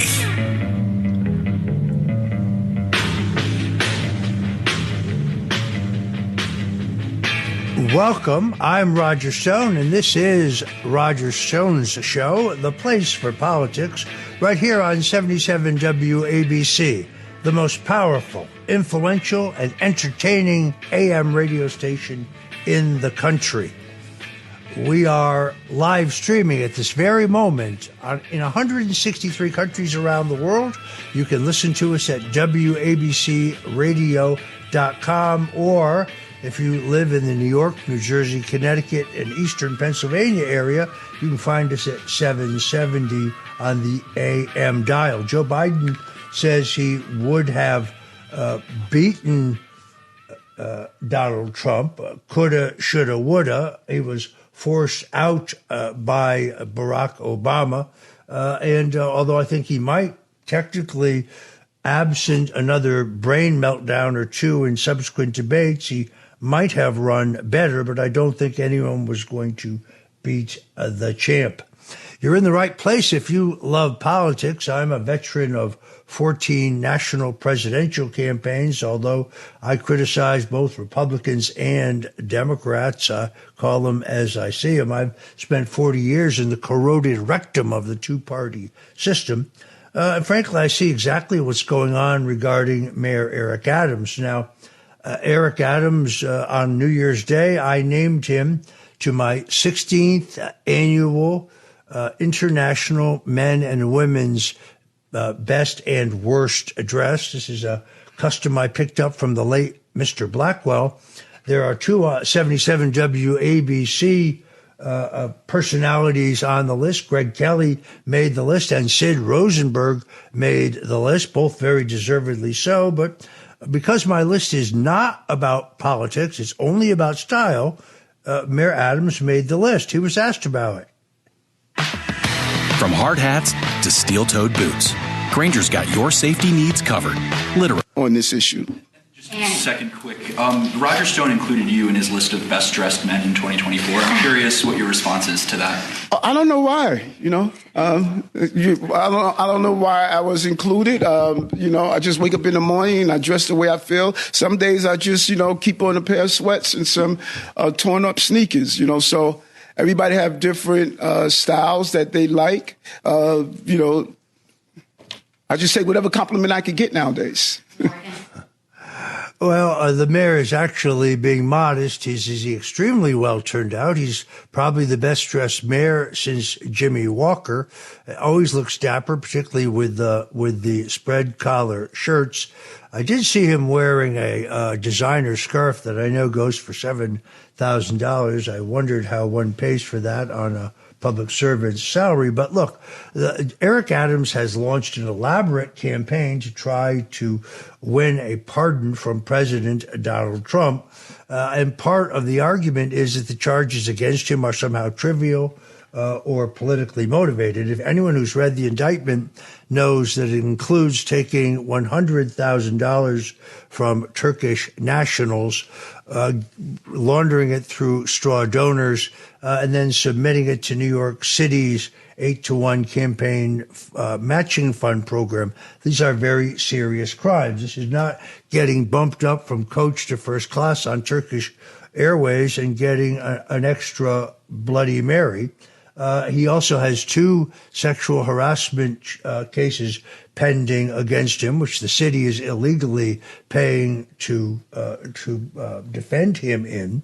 There is this false idea that he's being persecuted because he was a critic of the Biden's open borders policy, which is, of course, false.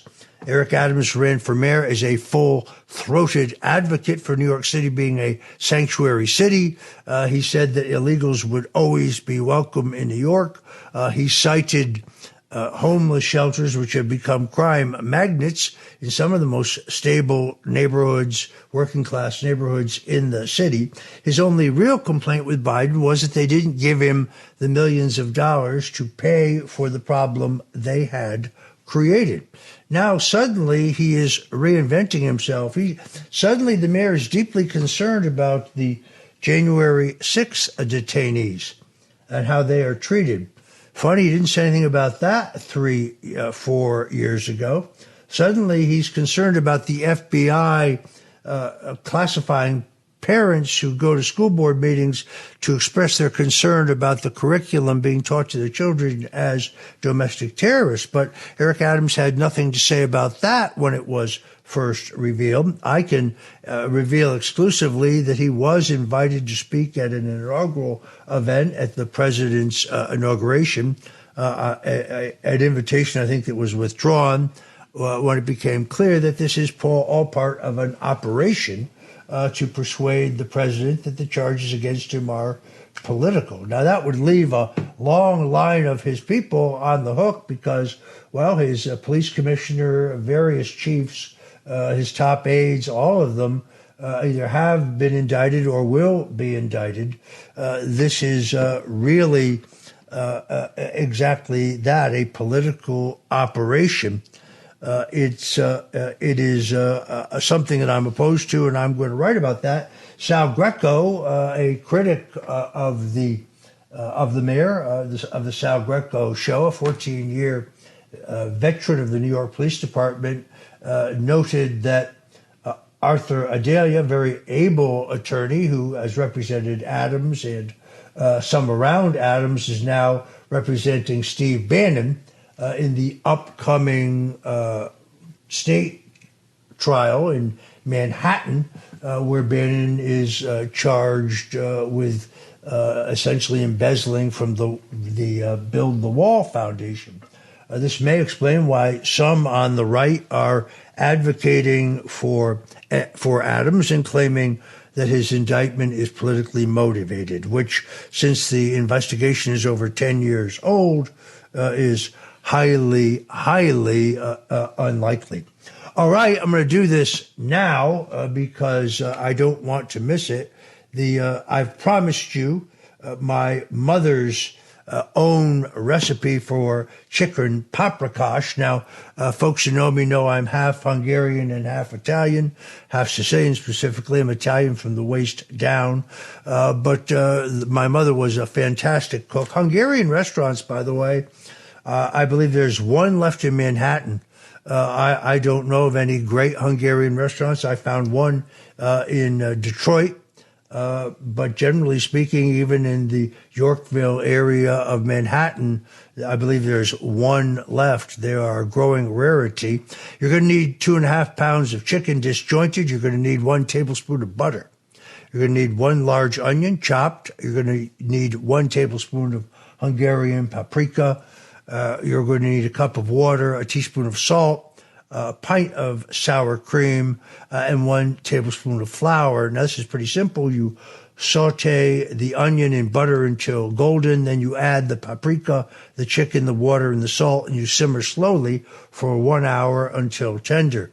Now, you mix in the sour cream and the flour until smooth.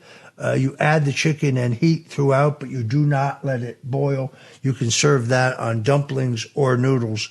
Hungarian chicken paprika, one of my father's favorites. We're going to post that on all our social media in case you missed it, but it's my favorite part of the show. The other good development here, as far as I can see, is that not only do I think the president has an excellent, good start on his new administration, but he's going to have a chance to right so many wrongs. I was handed this by a woman named Jessica Callie Sheffield.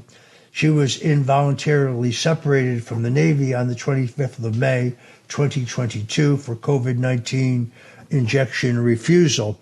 She's a former U.S. Naval Intelligence Lieutenant Commander and NASA educator with an unblemished record of service to our country. She was purged in 2022, now with little more than a godless mercenary force. He describes our military as it is today. She needs help, folks. She is struggling. You can find Jessica Callie Sheffield, nice lady who I met, at GiveSendGo.com, GiveSendGo. She writes, please support President Donald Trump and Secretary of Defense nominee Pete Hegseth in their endeavors to hold accountable those members of the Defense Department who enforced this illegal mandate and perpetrated this betrayal on their constitutional oath.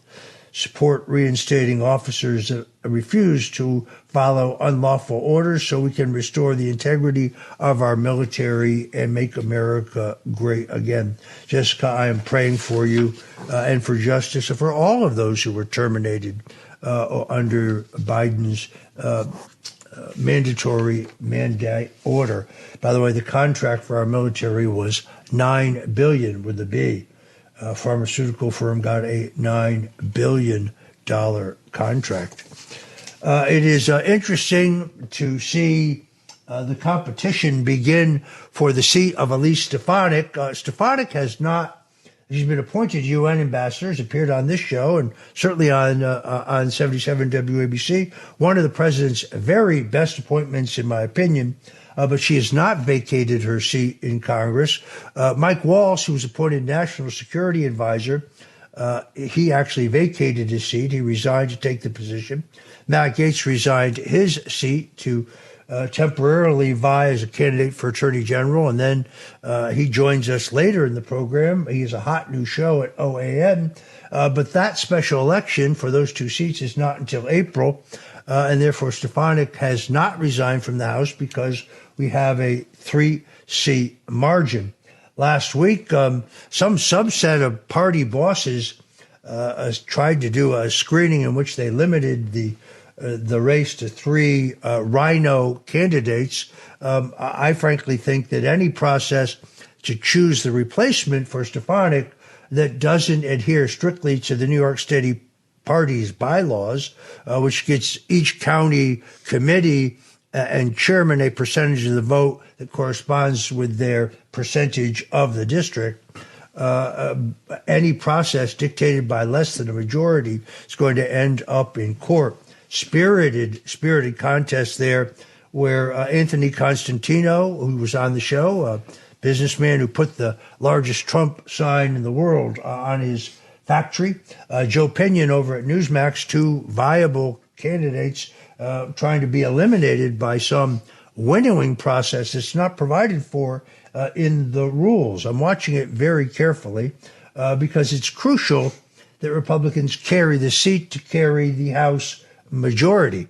This House seat, New York 21 in upstate New York, was held by a Democrat as recently as 2015. It's going to be important to nominate the strongest candidate. And, well, I have my preferences, but above all, I want an open process. When we come back, my good friend, President Javier Milei, who I befriended prior to his entering politics. Some people just thought he was a wacky economist. Now he's turning out to be an extraordinarily successful leader for the Argentine people. More about that when we return on the Roger Stone Show. So whatever you do, folks, please don't touch that dial. It's the Roger Stone Show on 77 WABC. This episode is brought to you by Progressive Insurance. Do you ever find yourself playing the budgeting game? Well, with the Name Your Price tool from Progressive, you can find options that fit your budget and potentially lower your bills. Try it at Progressive.com. Progressive Casualty Insurance Company and Affiliates. Price and coverage match limited by state law. Not available in all states. This is the Roger Stone Show on 77 WABC. A man who's gone through hell, but he's kept going, and he's smart, and he's strong, and people love him. Not everybody, but people love him and respect him. Roger Stone. Now, here's Roger Stone. You know, Donald Trump doesn't get enough credit for it, but in his first term, President Donald Trump shut down some of the worst taxpayer-funded animal abuse imaginable, from deadly dog and cat experiments to the dangerous bat labs in Wuhan that, yes, you and I and our tax dollars paid for. My friends over at the nonprofit White Coast Waste have just put out a 4-point plan that I really like. Will save the country billions, but more importantly, it will stop these inhuman experiments on animals, such as those conducted by Dr. Anthony Fauci. You can go online and see these horrific images where beagles were put in this contraption where their head was enclosed with insects that would literally eat their flesh. It's very hard to understand what value this had for Fauci's National Institute of Allergy and Infectious Diseases, but those horrific experiments continued. Trump defunded dog and cat testing, cut off animal labs in China. He reinstated the EPA animal testing phase out, and he abolished the National Institute of Health from conducting these barbaric dog and cat experiments. This time around, I hope to work with former Congressman Matt Gaetz and President Trump once again to stop the Department of Veterans Affairs from conducting these inhumane experiments on dogs, like injecting puppies' arteries with latex to induce heart attacks. What legal or medical or scientific purpose could this serve?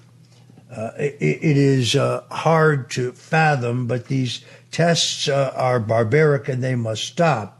In addition to ending the painful dog tests, Trump's U.S. Department of Agriculture, in his first term, shut down the government's largest cat lab, where, I'm not kidding, kittens were being force-fed cat and dog meat from these disgusting Chinese wet markets.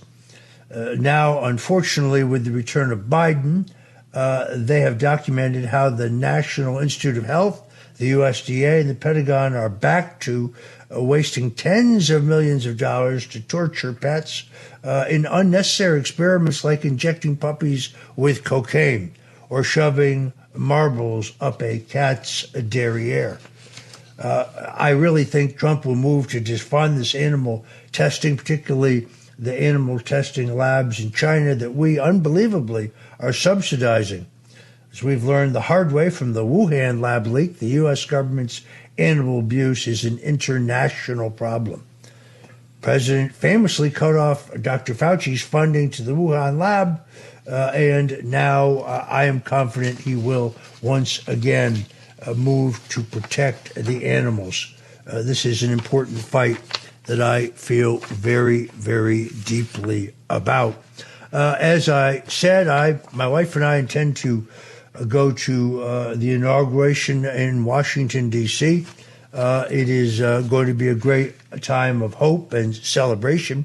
I do want to stress that I will be wearing the correct outfit for all of the events. Last time I went wearing what they call the morning suit or the morning coat. People said I looked like a Batman villain. Well, this is what Harry Truman wore. This was what Franklin Roosevelt wore. This is what John F. Kennedy wore, including, in his case, the top hat.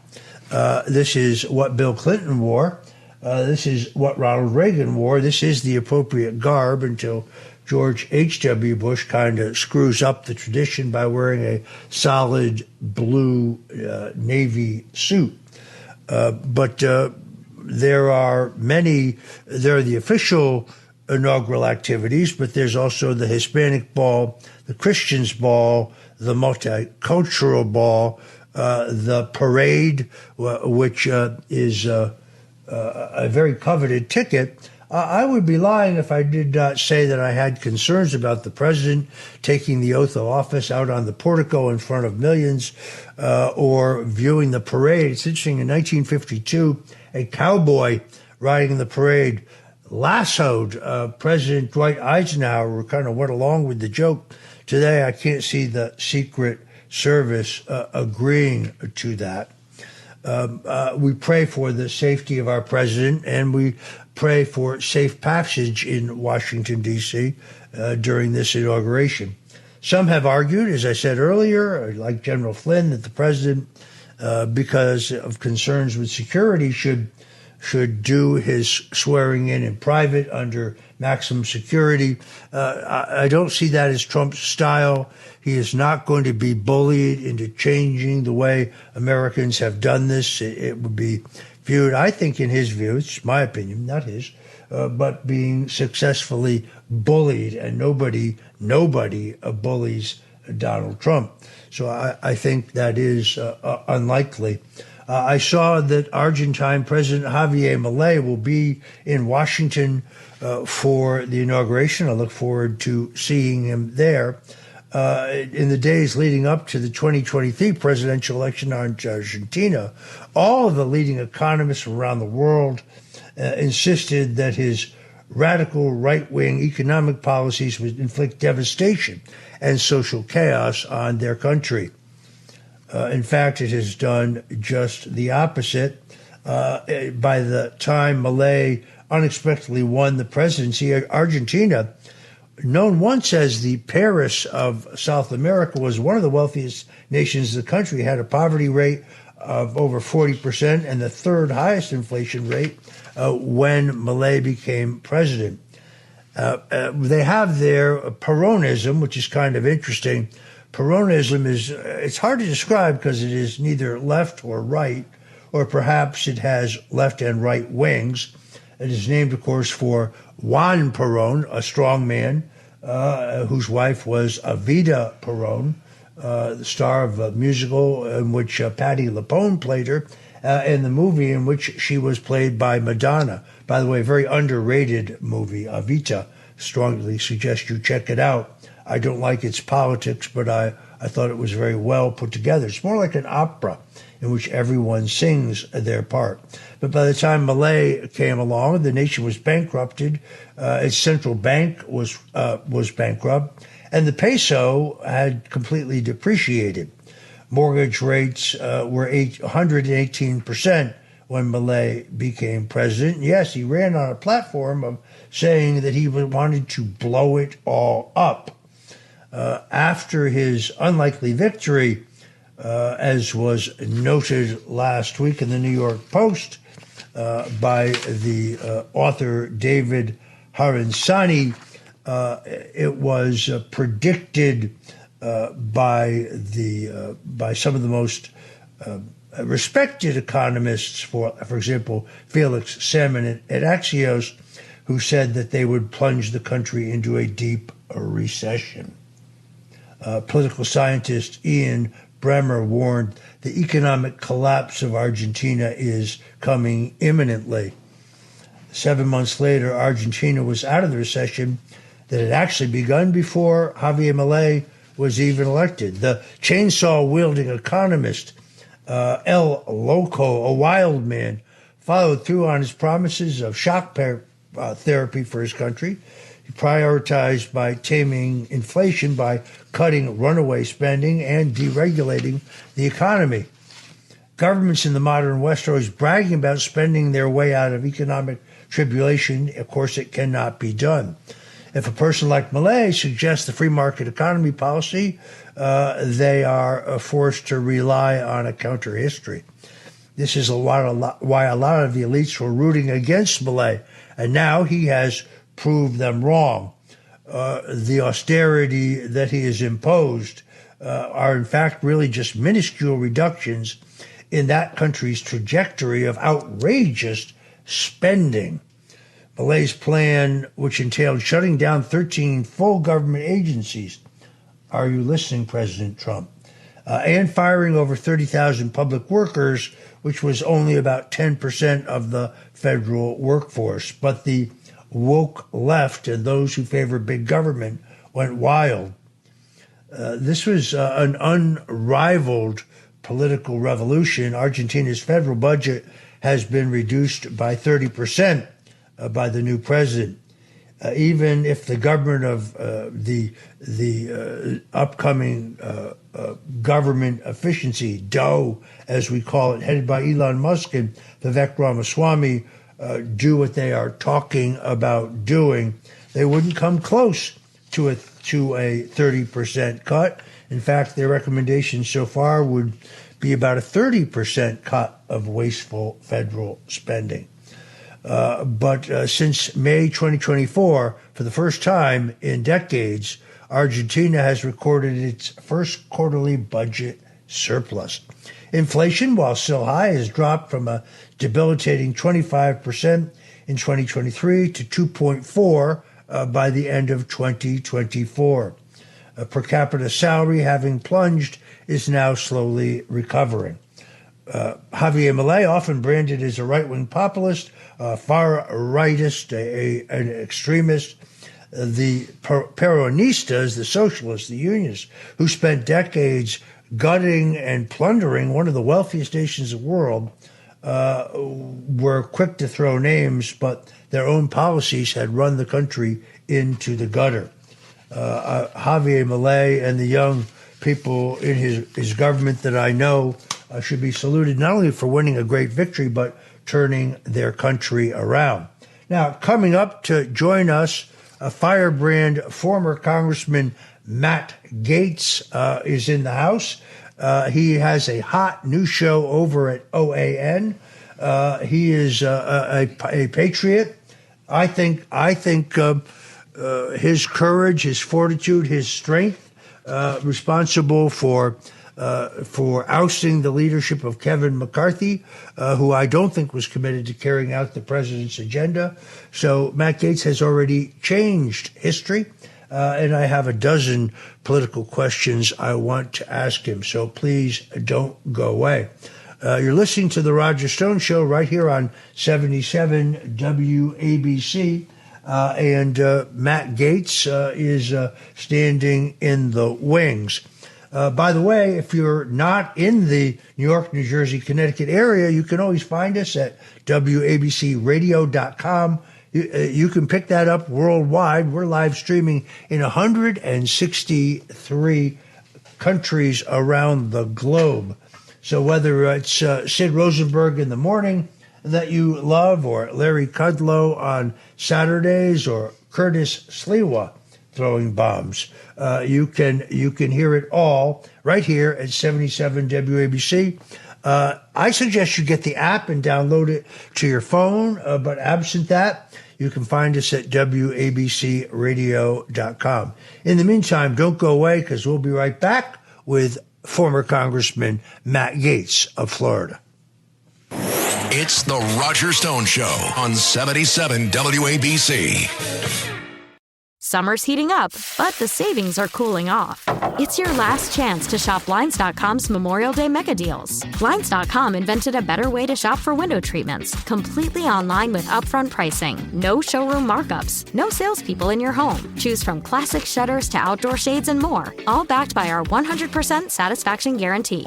It's your last chance to shop Blinds.com's Memorial Day mega deals. Save up to 50% with minimum purchase, plus a free measure. Blinds.com. Rules and restrictions may apply. Richard Nixon. Well, I'm not a crook. Ronald Reagan. Tear down this wall. George W. Bush. I can hear you. The rest of the world hears you. And Donald Trump. And a friend of mine for a long time, he only likes politics. If you ask him about how are the Yankees doing, he has no interest. If you ask him almost anything, he likes politics, and he's a professional at the highest level. Roger Stone. All of these presidents relied on one man to secure their seat in the Oval Office.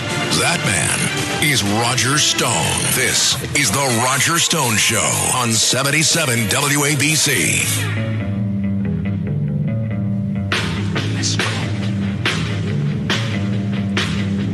And we're back. I'm Roger Stone. You know, this is one of my favorite quotes. It is not the critic who counts, not the man who points out how the strong man stumbles or where the doer of deeds could have done them better. The credit belongs to the man who's actually in the arena, whose face is marred by dust and sweat and blood, who strives valiantly, who errs but keeps coming up short again and again, because there is no effort without error and shortcoming.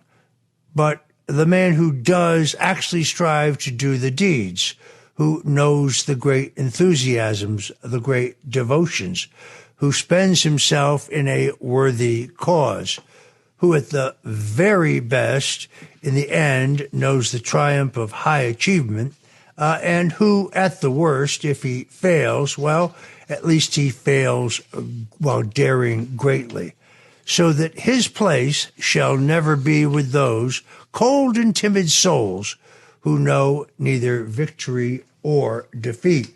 Those, of course, are the words of President Theodore Roosevelt, but essentially rediscovered by President Richard Nixon, who used them as the preface for his book. As I was saying, Mrs. Stone and I planning to head to the inauguration, and what you're wearing to me is quite important. I will be wearing the traditional morning suit, including the top hat during the day. And for the White House balls, by the way, it's white tie and tails, although the invitations say tuxedo. It's white tie, which is black tie, but it's white tie and tails. Anyway, I'm sure he's going to be at the inauguration as well. Joining me now, former Congressman Matt Gaetz from Florida's 1st District, and now the host of the Matt Gaetz Show on the One America News Network. Matt, welcome to the show. Oh, thanks so much for having me on, Roger. And I saw the Twitter post of your fit, and here's my one question. And I've always wondered this: is it okay to wear striped shirt with striped pants? You're allowed to. What's the protocol on that? Well, if you are reading, I just looked this up online. You are allowed to customize the shirt. So the body of the shirt could be light blue and the collar white. But yes, depends on the width of the stripes. I think that's the answer. Look, Mac, what should be the protocol people use when assessing whether or not a striped shirt works with a striped pant? The wider the stripe in your shirt, the better it will work with more closely striped pants. Okay. But remember, the rules are made to be broken. Once you master the rules, you're allowed to break them. Matt Gaetz is a fighter. He is a brawler, man of enormous courage, who's been the recipient of some of the most vicious smears. There is no one more important than the rise of the America Great Movement, and I'm honored to have him. He resigned from the House upon being announced as a candidate for Attorney General. He withdrew from that race when he determined that the smears and attacks on him would be a distraction to the new administration, a selfless act. And now he's over there at OAN with my friend Vish Burrow, where he has one of the hottest political commentary programs on the net and on cable. Matt, have you learned, as I have, it's a lot tougher to be the guy asking questions than the guy answering them? I enjoy both, and I have, done both a good amount. In Congress, I think my principal skill was asking the tough questions of oftentimes the corrupt members of the Biden administration and even occasionally wayward members of the Trump administration. And asking questions is an art, no doubt. And sometimes in Congress, you only have a few minutes, and the people you're asking questions of have very deft skills in filibustering and evading the question. But I also have had to answer them, when I've done tough programs on MSNBC or CNN or the Sunday morning shows. So, I enjoy what I get to do now, and that is bringing an audience to the front lines of the MAGA revolution. And the revolution is still underway. You know that. I know that. I think a lot of the casual observers might say, well, we elected Trump. He's got Elon helping him. We can throw our hands up in the air now and assume that it's all been done. But the reality is there are still people trying to infiltrate this administration who have the same broken neocon America Last views that have guttered the Republican Party in elections before Donald Trump. And so we've got to remain diligent. We've got to play whack-a-mole at times. We've got to expose what's going right and wrong in both political parties to get the full value out of this movement. I could not agree more. Unfortunately, in the first administration, there were some people, Republicans on paper at least, who thought their job was to dilute, delay, or derail the president's America First agenda. This time, I'm confident that we will have far fewer. It'd be nice to have none. But the president seems much more focused on all levels of this transition as he was not last time. He's really dug in, looking at not just at cabinet secretaries, not just the top jobs, but the second layer, deputy assistant secretaries, and the heads of the independent agencies like the FEC or the SEC. He's very deeply engaged. I think that's a very positive thing, because I think we're getting a lot more likely to get appointees who understand their job is to carry out the president's agenda, not their own agenda. Matt, you correctly predicted online the re-election of Speaker Johnson. Johnson would not be Speaker but for your courageous action in bringing down what I think was the misguided, being nice, leadership of Kevin McCarthy. You showed enormous grit in that process under enormous pressure, and I think every American owes you a debt of gratitude, certainly every Republican. Well, thanks for saying so. The goal we had was to end the era of the imperial speakership, where the speaker had such exquisite tools and exquisite powers as to bend the people's house to the will of the lobbyists and the special interests who've sold out this country for multiple generations. And in Mike Johnson, we don't have a perfect speaker. I think he would acknowledge that, though I think he's a very, very good man. But even in Johnson, you've now seen under this new paradigm the limits of the speakership. When the 1,500-page omnibus spending bill came out that Trump opposed, that so many opposed, we were able to defeat it. And that never would have happened before. Speakers got their Christmas omnibus bills as a matter of pattern and practice. And Johnson didn't have the ability to force that down the throats of the American people because there was substantial resistance, and that resistance felt empowered. And Roger, when you talk about the depth of President Trump's involvement, I think I can give real context and color to this. When I was the Attorney General designate, President Trump was weighing in as far down as to the specific U.S. attorneys in specific jurisdictions. That was not where we were in 2017.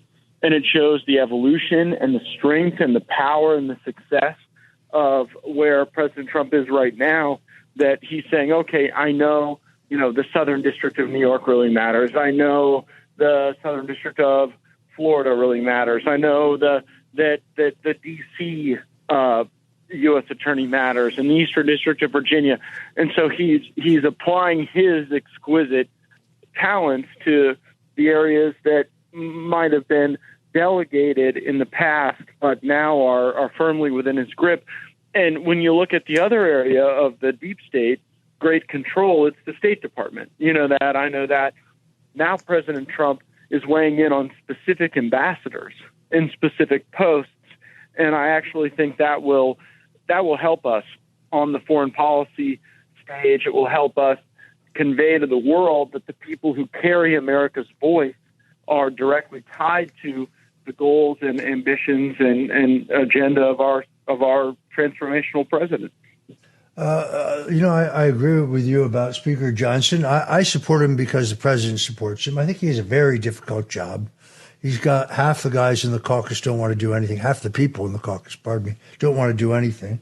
Others are firebrands who want to push the America First agenda and also expose the corruption of the Democrats. I was disappointed that the continuing resolution, we were initially told it had no new spending in it, when in fact I think it had $180 million in new spending. So it wasn't just a stopgap to keep the government running. And you're right, Matt. It was we had a vigorous debate within our own ranks, and we ended up pushing something much more stripped down that was better for the American taxpayer. I saw speculation last week that you are contemplating a race for governor of Florida. For those who don't know, Governor Ron DeSantis is term limited, cannot run for another term. His term ends in 2026. You would be a very strong candidate. What's your current thinking? Well, I'm still thinking, and I'm talking to my wife about it, and I'm praying about it. Roger, you and I met back in the days when I was a state lawmaker. We initially sketched out the strategy to have marijuana reform in Florida. That was something that was deemed really inconceivable before you and I teamed up on that effort and got the ball rolling. And now, while it might not be where all Floridians want it, it certainly advanced from where it was in the early 2010s. I've been to every corner of the state. I know the big cities and the small towns, and I know what our strains are with high price for the quality of life we were able to once maintain. Oftentimes it's insurance companies pushing that high price on Floridians, and many have left as a consequence. And I didn't dedicate my whole life to the betterment of Florida just to see all the Floridians I love and care about driven out and forced to live elsewhere because it costs so much to live in the state. And so, making a real Floridability plan, making a plan for Florida to be affordable for the people who live here now would be my central focus. But I think that really the person who's going to be governor of Florida is who President Trump wants to be the governor of Florida. And we'll all be ready in the event that, that leadership opportunity calls. Folks, if you're just tuning in, this is the Roger Stone Show on 77 WABC. We're talking to former Congressman Matt Gaetz. Now has the Matt Gaetz Show over at OAN, becoming very hot. Don't go away, folks, because we'll be right back with more of Matt Gaetz and his unique insights into the Trump presidency, where we go from here. When we come back, I want to ask Matt about the vacancy being created in the Senate by the resignation of Senator Marco Rubio, another friend and man I admire, and what's going to happen to that seat. So, folks, whatever you do, don't touch that dial. We'll be right back with more of Matt Gaetz. It's the Roger Stone Show on 77 WABC. Richard Nixon. Well, I'm not a crook. Ronald Reagan. Tear down this wall. George W. Bush. I can hear you. The rest of the world hears you. And Donald Trump. And a friend of mine for a long time, he only likes politics. If you ask him about how are the Yankees doing, he has no interest. If you ask him almost anything, he likes politics, and he's a professional at the highest level.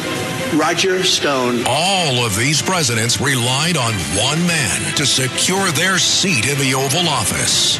That man is Roger Stone. This is the Roger Stone Show on 77 WABC.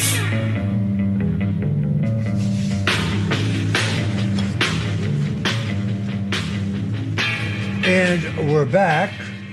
We're visiting with former Congressman from Florida's 1st District, Matt Gaetz. He is now the host of the Matt Gaetz Show on One America News Network. You don't want to miss this hot new show. Matt, as I said before the break, because Marco Rubio will resign to become Secretary of State, this causes a vacancy in the Senate to which Governor Ron DeSantis is entitled to make an appointment.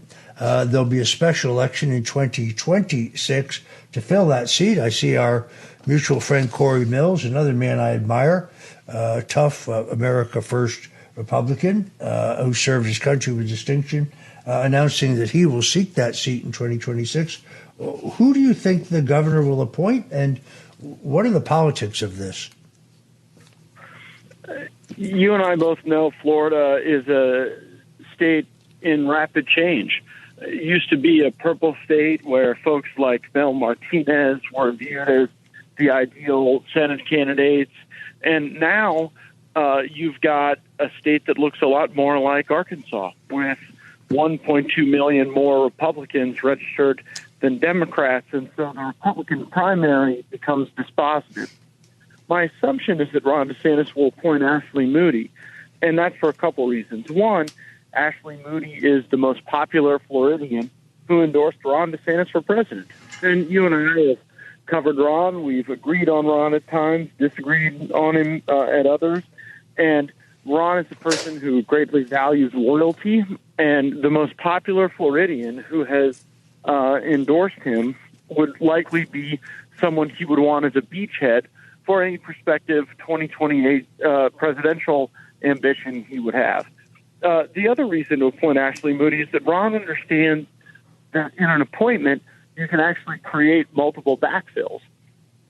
And if Ron appoints Ashley Moody to the United States Senate, he would then get to appoint his chief of staff or really anyone else he wanted to become the next Attorney General of Florida, which is a highly important, coveted, sought-after position. So I think that you're likely to see that selection. I think that Ashley Moody would make a fine U.S. Senator, but if Corey Mills were to run, he would be a game changer. He's very, very effective.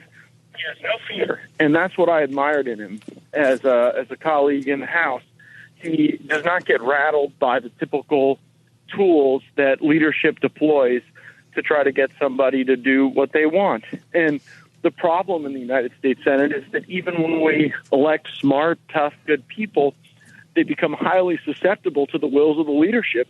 And I mean, what are the big wins we can look to our Republican senators and thank them for, Roger? I think we've had mutual concern about the direction of how the Republican Party looks in that body. Kind of an obvious question, though, and that is clearly Ron DeSantis still aspires to run for president. I think it was President Nixon once told me nobody reaches for that brass ring and loses it and doesn't dream of reaching for it again. On the other hand, he's term limited. He would be out of power from 26 to 28. No fulcrum for raising money, by the way. Why not appoint a caretaker to the seat, someone who will fill the term until the 26 election, and then seek the seat himself? Were he to win it, would actually enhance his chances of being a viable presidential candidate in the future. He'd probably also be the front runner, at least poll-wise. I don't think he would go unchallenged, but why not take that course? Otherwise, in 2028, he is a former governor of Florida. Tough place to make a comeback from. Well, but Ron is very well thought of in the billionaire class of our party, which you know. And Ron's a very smart guy. He performs very well with that group. But you and I know the answer to that question. Ron doesn't view himself as one among many, as a legislator or lawmaker. Ron views himself as an executive. And he's been a very effective executive in Florida. He has won battles in Florida that conservatives have been fighting for years, and I applaud him for that.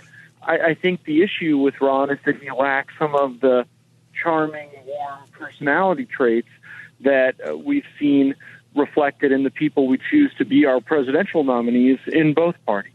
And so being a figment of Washington, a guy who gets on TV as a senator, I don't think that appeals to him as much as, as going straight from the governor's mansion back to the fields of Iowa, where I could tell you, Roger, I campaigned a long time in Iowa. I always knew Trump was going to win Iowa.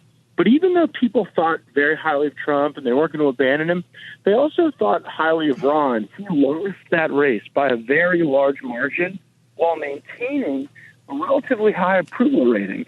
And I think that he's going to be interested in plowing those fields again rather than traversing the halls of the Senate.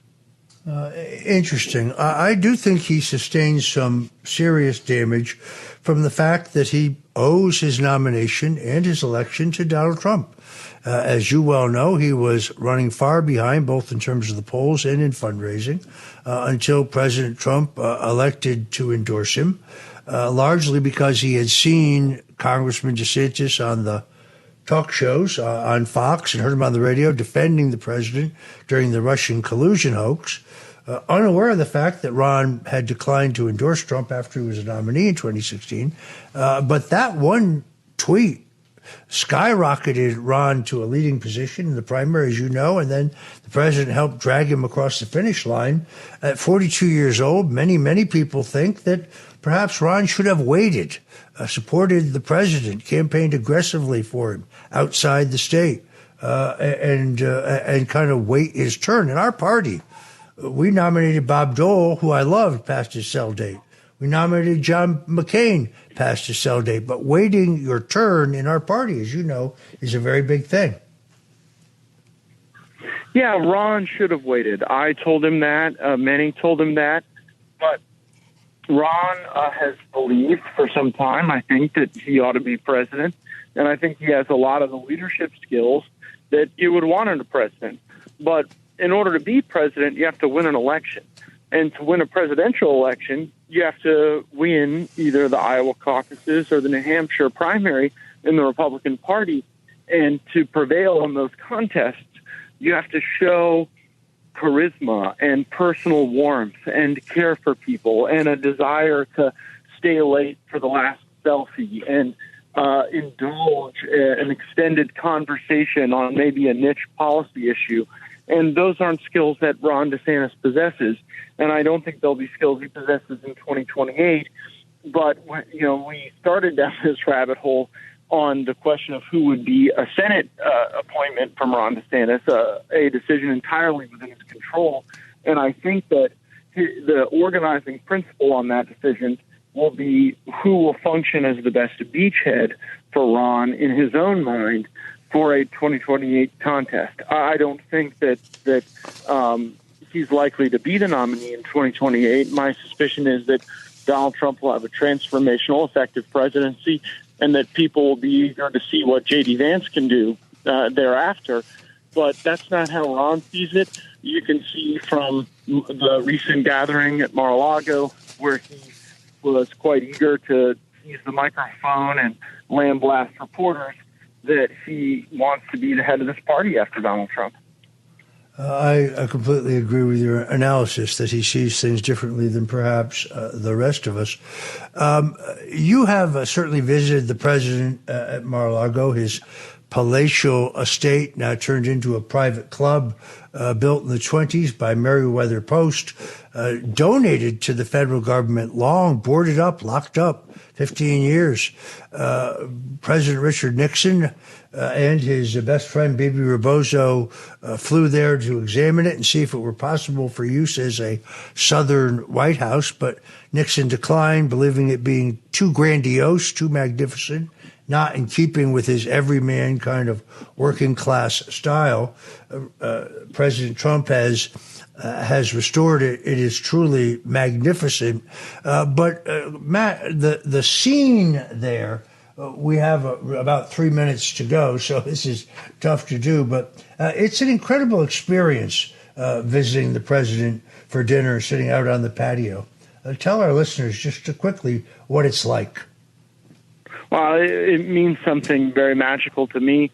I met my wife at Mar-a-Lago. I was engaged to my wife at Mar-a-Lago. I was with the president when he made the decision to take out Soleimani on that patio.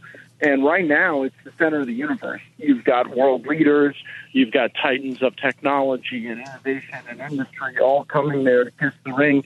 And Roger, just, it's a perfect note for you and I to end on it. There's a stark contrast to what all of us were going through in 2017. You were getting accused of ridiculous crimes. You were getting drugged before congressional committees for the third, fourth time. President Trump was accused of being a Russian agent. And now, instead of delegitimizing Trump, you've got everybody trying to get close to him.